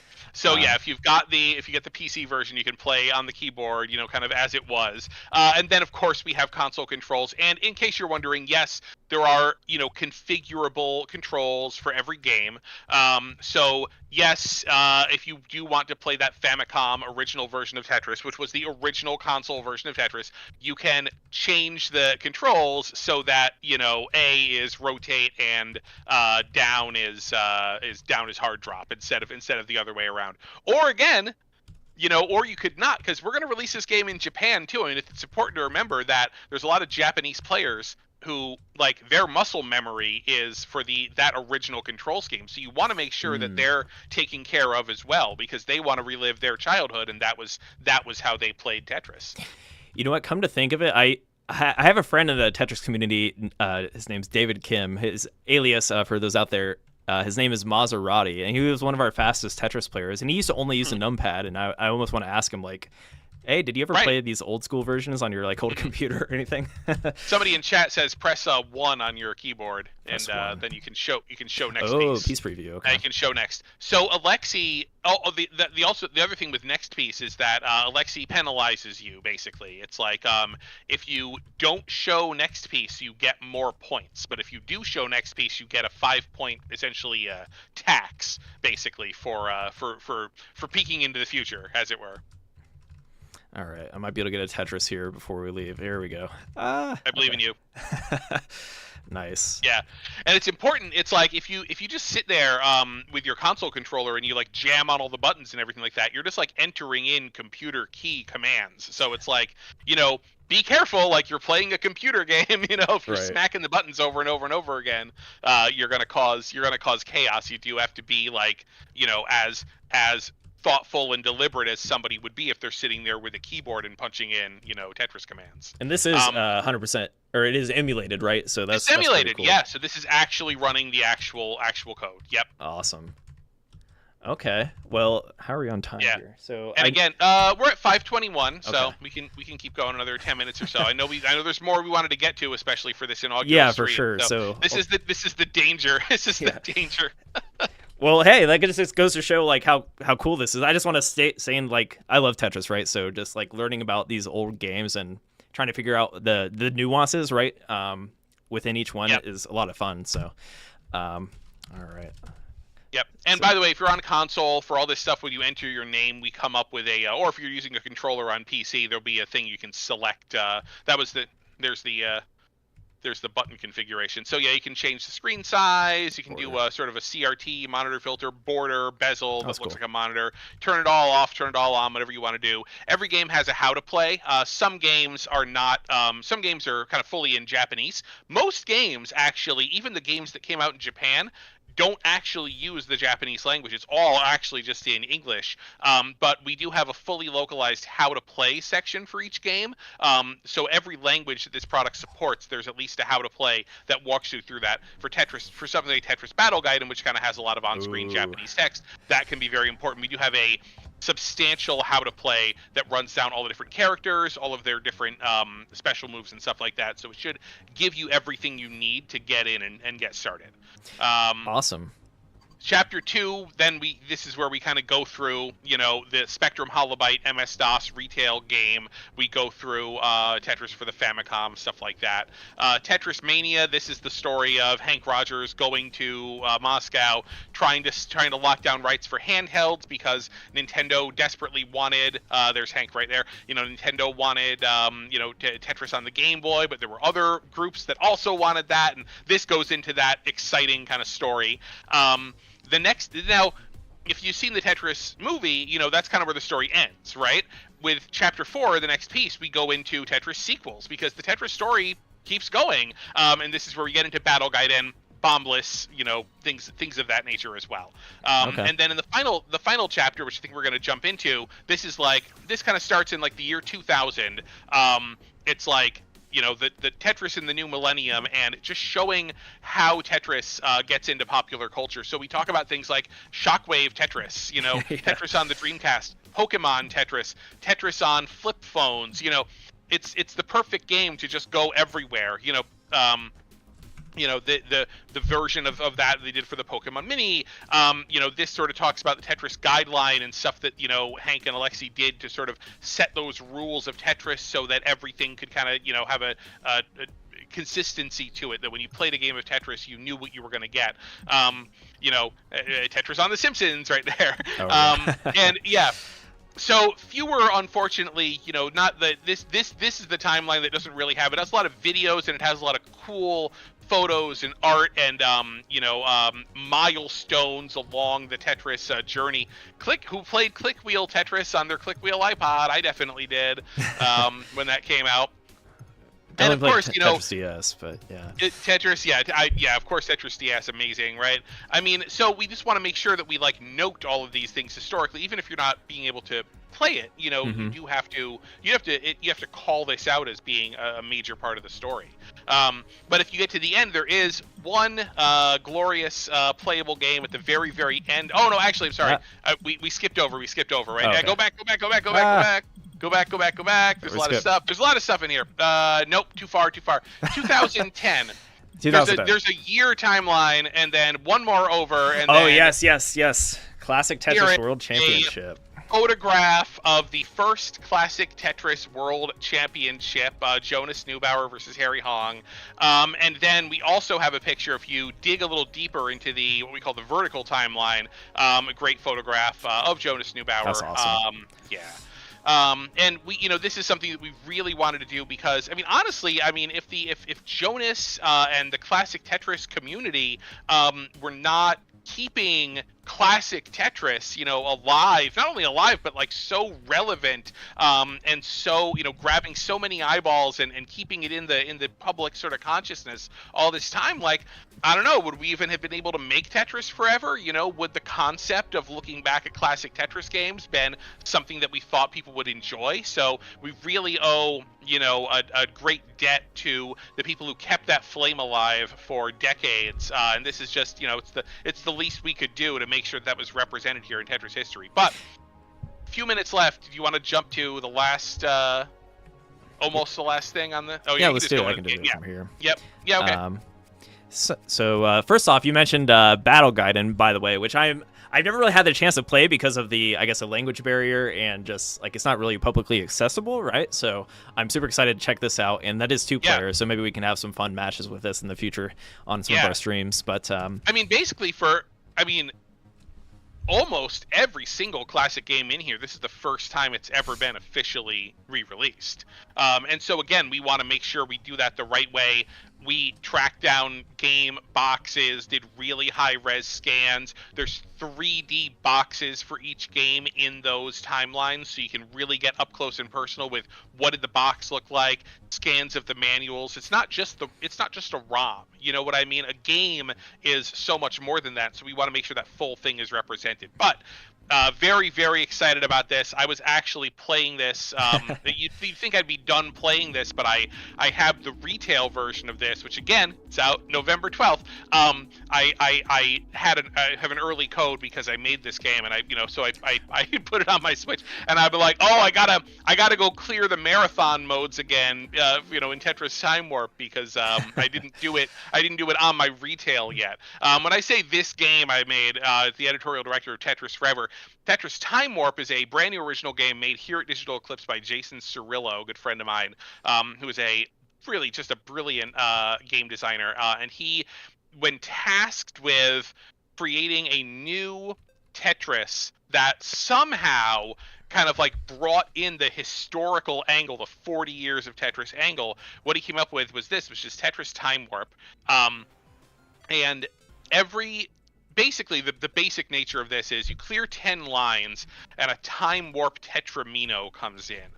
And depending on when you drop and place that time warp tetramino, because that time warp tetramino will be rotating through different graphical styles representing different eras of Tetris. And once you do that, you will actually warp back to that era to try to complete a bonus challenge.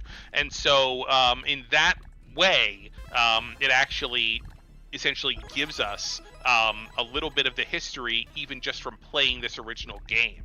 And so really it's wherever you want to start with Tetris Forever, if you just want to start with playing the latest game, here we go, here comes a time warp tetramino. So if you complete a line using that, You're going to warp back to, might look like a little bit like maybe black and white 1989 Tetramino. So now you're being asked to clear a double, which you can do very easily here. All right. And now you're going to warp forward in time to 1993, and now you're playing bombless, and now you've got to clear a big bomb. Do you know how to make a big bomb in bombless? I am familiar, fortunately. So that's you have to make it a 2x2 block. A 2x2 with bomb blocks, and then you have to clear a line with it, which you're going to again handily do. Blow up, and now you warp back. You get your warp completion bonus, so you earned 11,864 points in warp.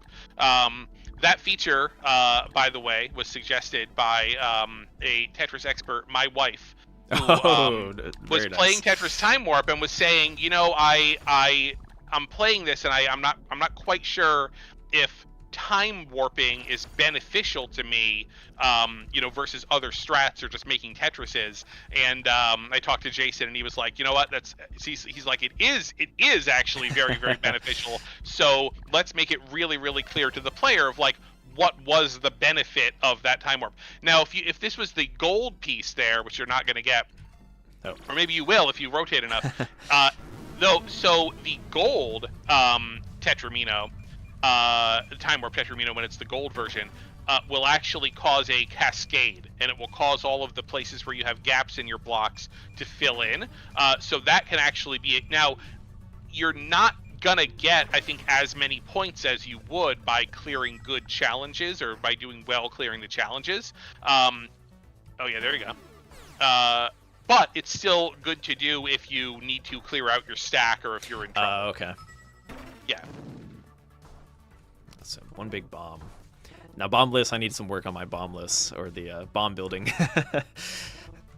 This was a little difficult for me because I did have to kind of like, you have to retrain your brain. Now the important thing is, and by the way, going back to the beginning of the stream, we saw the Electronica 60 version, you know, recreation. That was developed by Jason using the work that he had already done for Tetris Time Warp, because Tetris Time Warp is not just changing the graphics. Okay, so there you go. So this will cause you're a incredible player, so it's not going to really do that much for you, but it will cause a cascade when when you clear a line with that. Yeah, give it a shot, right? Yeah, So, just stack it up to Yeah, wherever. I could like set up a Tetris there maybe. Yeah, Oh, that's cool. right? It could, you know, can really help you out. So basically, Jason wasn't just changing the graphics, like it actually switches into a different gameplay mode when you go to Electronica 60 Time Warp in this game. You're actually playing something that's very similar, you know, to the Electronica 60 game. And again, you don't have soft drops in Electronica 60, you only have hard drops. Oh, that's In right. 1989 mode, when the graphics turn black and white, you don't have hard drops, you only have soft drops. And then of course in bombless, you're not even playing Tetris anymore, you're playing bombless. So it's you do have to sort of like adjust your actual gameplay style as you're clearing these challenges as well. Very cool. All right, I'm already getting hooked. Let's see. Now, what I'm curious about is, so I come from a competitive Tetris community, right? And I know there is multiplayer on this. I'm kind of curious about that interaction with the other players. So yes, so multiplayer, absolutely. So multiplayer is actually different. In multiplayer, you don't want to time warp. In multiplayer, when you clear a certain number of lines and when you clear 10 lines, you get a time warp Tetramino, you use that to warp every other player into a previous era, and then they cannot send garbage to you until they clear that challenge. So then they're stuck, and if you warp them, you're essentially stuck there until they get through that challenge, and then you kind of have free reign to clear lines and send them garbage while that's going on. That sounds interesting. It could backfire on you because, let's say they're really good at bombless and they're in bombless and they set up a combo. Right. They could blow up their whole stack, right? While that's all going on. But really, generally, you do want to send people. Are you going to try it with an inert computer? Yeah. Okay. Is there CPUs or it's just local? I see. Okay. It's just local. Okay. It's just local multiplayer. Yeah. Okay. Yeah. Yep. So yeah, I guess so. The warp would be an attack in a way, right? So I guess if you Is that how Right. it works? Like an item to send to your enemy? It's an attack. Yeah. Okay. Yeah. Well, basically, so if you get the time warp Tetramino and you land it and it's a warp, it will warp all of your opponents to that place. There's also in multiplayer only. Again, if you clear 10 lines, you'll see it come down. You will get. There's also a rainbow colored one where it flashes through different colors, and so if you let this sort of fall, that one there, that will warp all of your opponents to different random time eras. Okay, so you know. Okay. Well, hey, we'll see some more of that in our future streams. We'll get some remote play set up here, but super cool. I'm excited to see that, and I feel like, any I know our viewers will definitely be interested in that. Any new take on versus is always a treat. So, Right. Very cool. Yep. And then of course you've got the great, versus game Tetris Battle Guide. And that's what I was saying, by the way. If you just go to like either Modern Marathon or 89 Marathon, you can, if you just want to play like a modern game of Tetris, or in this case a vintage 1989 black and white version of Tetris. By the way, the music is either A, which is Korobeiniki, or X or XT, which is an extended version of Korobeiniki. Oh, cool. That is actually, I'm biased, but it's a banger. I always listen to the XT. I love the XT version. It's so good. All right. Oh, so this is like, I guess we warped to this game mode earlier in the Tetris time. Exactly. Okay. So this is just spun off of this is where you would warp to, and so I mean, because I had mentioned to Jason like, oh, it'd be cool if there was like 1989 Marathon. He's like, oh, okay, yeah. He's like, he got this. I mean, he got the basic implementation of this in like a couple of minutes, because it's just like leave the player in here. Now, of course, there were some things that needed to be done, but it just spun off of what we were already doing. It's like, well, wouldn't it be nice if people could just like stay in this mode? Maybe that's what they want to do. Oh, here's the extended part. Okay, I like it. Yeah. It's cool. It's got me pretty hyped to play some classic Tetris here, or whatever. 1989 Tetris, yes. Whatever you would call this. Yeah. I'm not really sure what you would call it, but yes. Okay. Well, I won't spend too much time here. Everyone knows I love Tetris, so I'll just get sucked in here if I don't make myself get out of it. But Right. Yeah, very cool. So we covered a lot of ground today, Chris, on some unique modes and whatnot. And yeah. I would have real trouble talking and playing Tetris at the same time. I feel like when I'm playing Tetris, like my jaw is just like clenched. I'm glad you're doing it. No, it's nice, and now I can just focus on the so game. Yeah. And there's so many. I mean, this thing, just to look at the list of games that's in here, it doesn't really speak to like the number of variants that are buried in all of these. I mean, the funny thing about Hatris is all three versions of Hatris are totally different.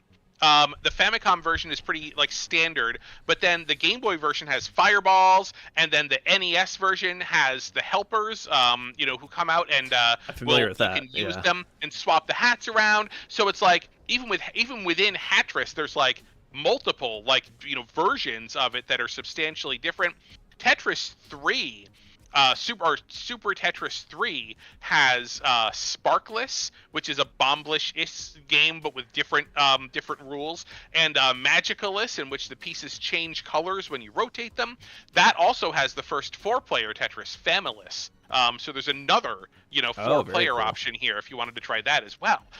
So there's just a lot, buried in these, and so it's a really varied kind of like eclectic group of games.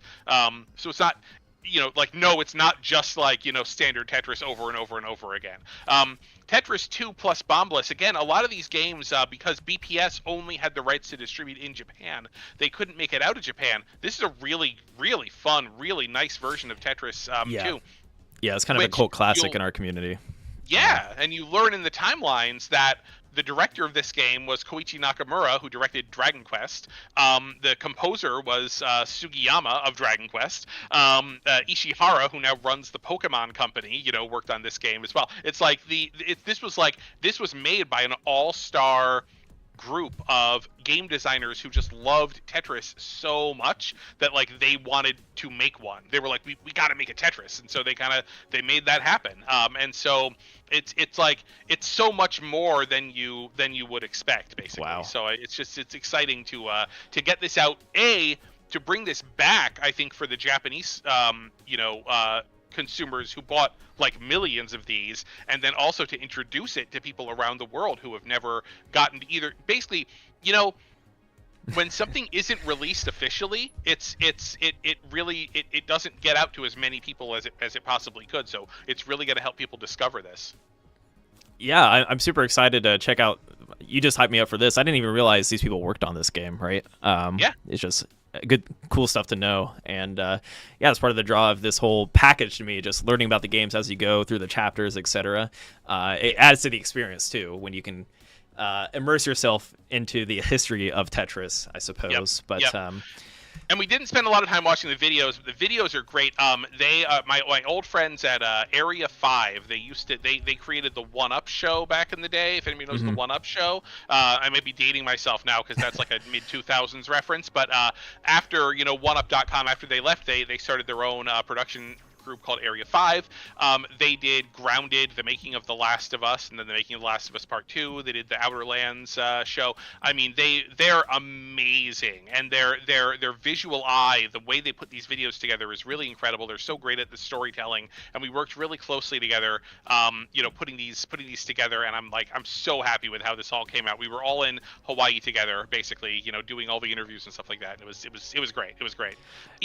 Even just like, and of course, we're really aided by the fact that Alexi is so fascinating. It's so interesting to hear him talk. Hank is such a raconteur. He's such a storyteller. He's so engaging. He's so interesting. And so they just light up this whole thing. And then they gave us a lot of time. We interviewed Hank and Alexi separately. Then we sat them down together. Basically, like, okay, we talked to Hank about what happens when until he meets Alexi in Moscow. We talked to Alexi about what happened up to that point. Then we get them together, and it's like, okay, you guys meet in Moscow. Go, first impressions, go, And their friendship is so strong, and they're so funny together, and they play off of each other so well that it just, I mean, we're just sitting there just like with our hands over our mouths sometimes because we just want to start cracking up because it was so good, and so again, to be able to show like so much of this and to show that alongside the archival footage of the two of them hanging out in Russia like the day after they met. It's really incredible, and it's such an honor, and it's such a privilege to be able to get to tell this story in this way. Yeah. Oh, for sure. Some of the nuggets that I guess the Tetris movie are based off of, right? I guess you can get in depth on some of this footage and stuff like that. So that's really cool. Exactly. Yeah, and we even talk about the Tetris movie later and like show some still. We have Maya talking about the Tetris movie, and by the time it's so funny because the Tetris movie, is sort of at the back end of the timelines. By the time you watch the little video about the Tetris movie and you see the stills from the movie, you've already seen like the actual scenes and the people that all those things are based on. So it will cause you, I think, to see the movie differently when you have watched the home movies and seen the real people that were involved. Even down to this picture, two over to the right of Hank and Alexi with Hiroshi Yamauchi, the president of Nintendo and stuff like that. It's amazing old footage and photographs of these incredible moments in time. Yeah, I got enamored by this. Even this little tidbit about the Tetris tournament. Just thinking about a Tetris tournament in 1989 in Japan that I've never seen pictures of, right? Just like little tidbits like this are super cool. Well, so this was, I found advertisements advertising this in Famitsu magazine, and went back to Tetris company and went back to Hank and Brian Rogers, who's Hank's brother, and he was helping us out a lot with the historical stuff. It's like, hey, what do you guys have from this? Like, apparently there was a Tetris tournament in Japan. Like, do you guys have this stuff? And they send over all these previously completely unseen photos. That's scores of Tetris that you're looking at for various computer versions in Japan, they made like 10-ish different versions of Tetris for all the different competing Japanese PC formats. And when they did this tournament, they did tournaments on every computer version. They did like 9 games. So that's Family Computer, MSX2, X1, PC8801 VA, PC8801, PC98, FM77. They ran tournaments for every version that people played on. They really did this up. It was like to have been a fly on the wall, and there's Hank playing as well. You know, just to have been a fly on the wall to observe this. But at least we have these amazing photographs. And again, like I'm so excited, especially for, I mean, people around the world.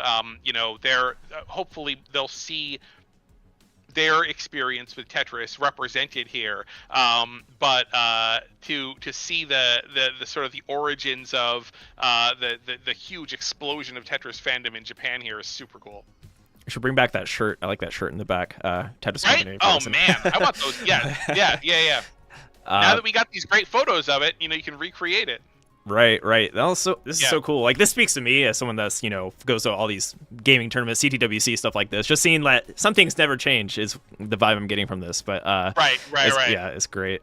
Akihabara in the 1980s, like, I missed it. It's like, if I had a time machine, I would just go back to, you know, Akihabara in Tokyo circa 1989 and wander around. That would be the place. Well, hey, Chris, I think we're actually going somewhat over time here because I'm enjoying this way too much. But yeah, thank you for joining me for this Tetris Forever showcase. And just for anyone viewing, we're going to definitely showcase gameplay from different games over the next 4 weekends for TECWC. So be sure to tune into all of our streams. We'll definitely try to have one game each day, and definitely we'll feature some of the multiplayer as well, using remote play and stuff like that. So yeah, this is super awesome, Chris. Yeah, great. No, yeah, this was a lot of fun. So yeah, basically, it's by the time that you guys are running a whole lot of live streams, I'll probably be back, you know, towards the end of all of the tournaments and everything to talk Tetris Forever again. You know, have fun, you know, streaming in my absence some of the other games. But if you want to do this for yourself, it's out on you know, PC, PlayStation, Xbox, Switch, Tuesday, November 12th. So this coming Tuesday, and you can, if I may be so crass as to say this, you can pre-order it and get a discount now. So if you like what you see and you know you want to drop the money, you can get a nice discount on it if you pre-order. However, if you would like to, you know, wait and see, if you want to take a wait and see attitude, that's also perfectly fine with me. But thank you very much for allowing me into your stream to show this off. I'm so excited to get this out into the world. No, it's a pleasure to have you. You definitely expand on these points that are in front of me too, and it seems like you have it. I call Kataru here in the chat to see him, the walking encyclopedia of the Tetris community. But it's nice to have people like you that you know, bring this to all of the players, etc., so that we can just enjoy the history, and it just heightens the joy you get from playing the game too when you hop into the games, etc. So but yeah, we'll see more of Chris in the future, probably towards our finale streams like in December. So Chris, thanks again for joining, and yeah, we'll definitely be checking out Tetris Forever over the next few weeks. It comes out on Tuesday, if I'm not mistaken, here in the US at least, November 12th. And yep. I see a question in the chat. What was the question? Yeah, is there any plans for like a Tetris Forever Discord, or where would fans go if they want to communicate with you and the Digital Clips team? Yeah, you know, we don't have a Digital Clips Discord. It's certainly something we've talked about, but you know, it's difficult to, you know, staff one of those things. And we're a small development studio.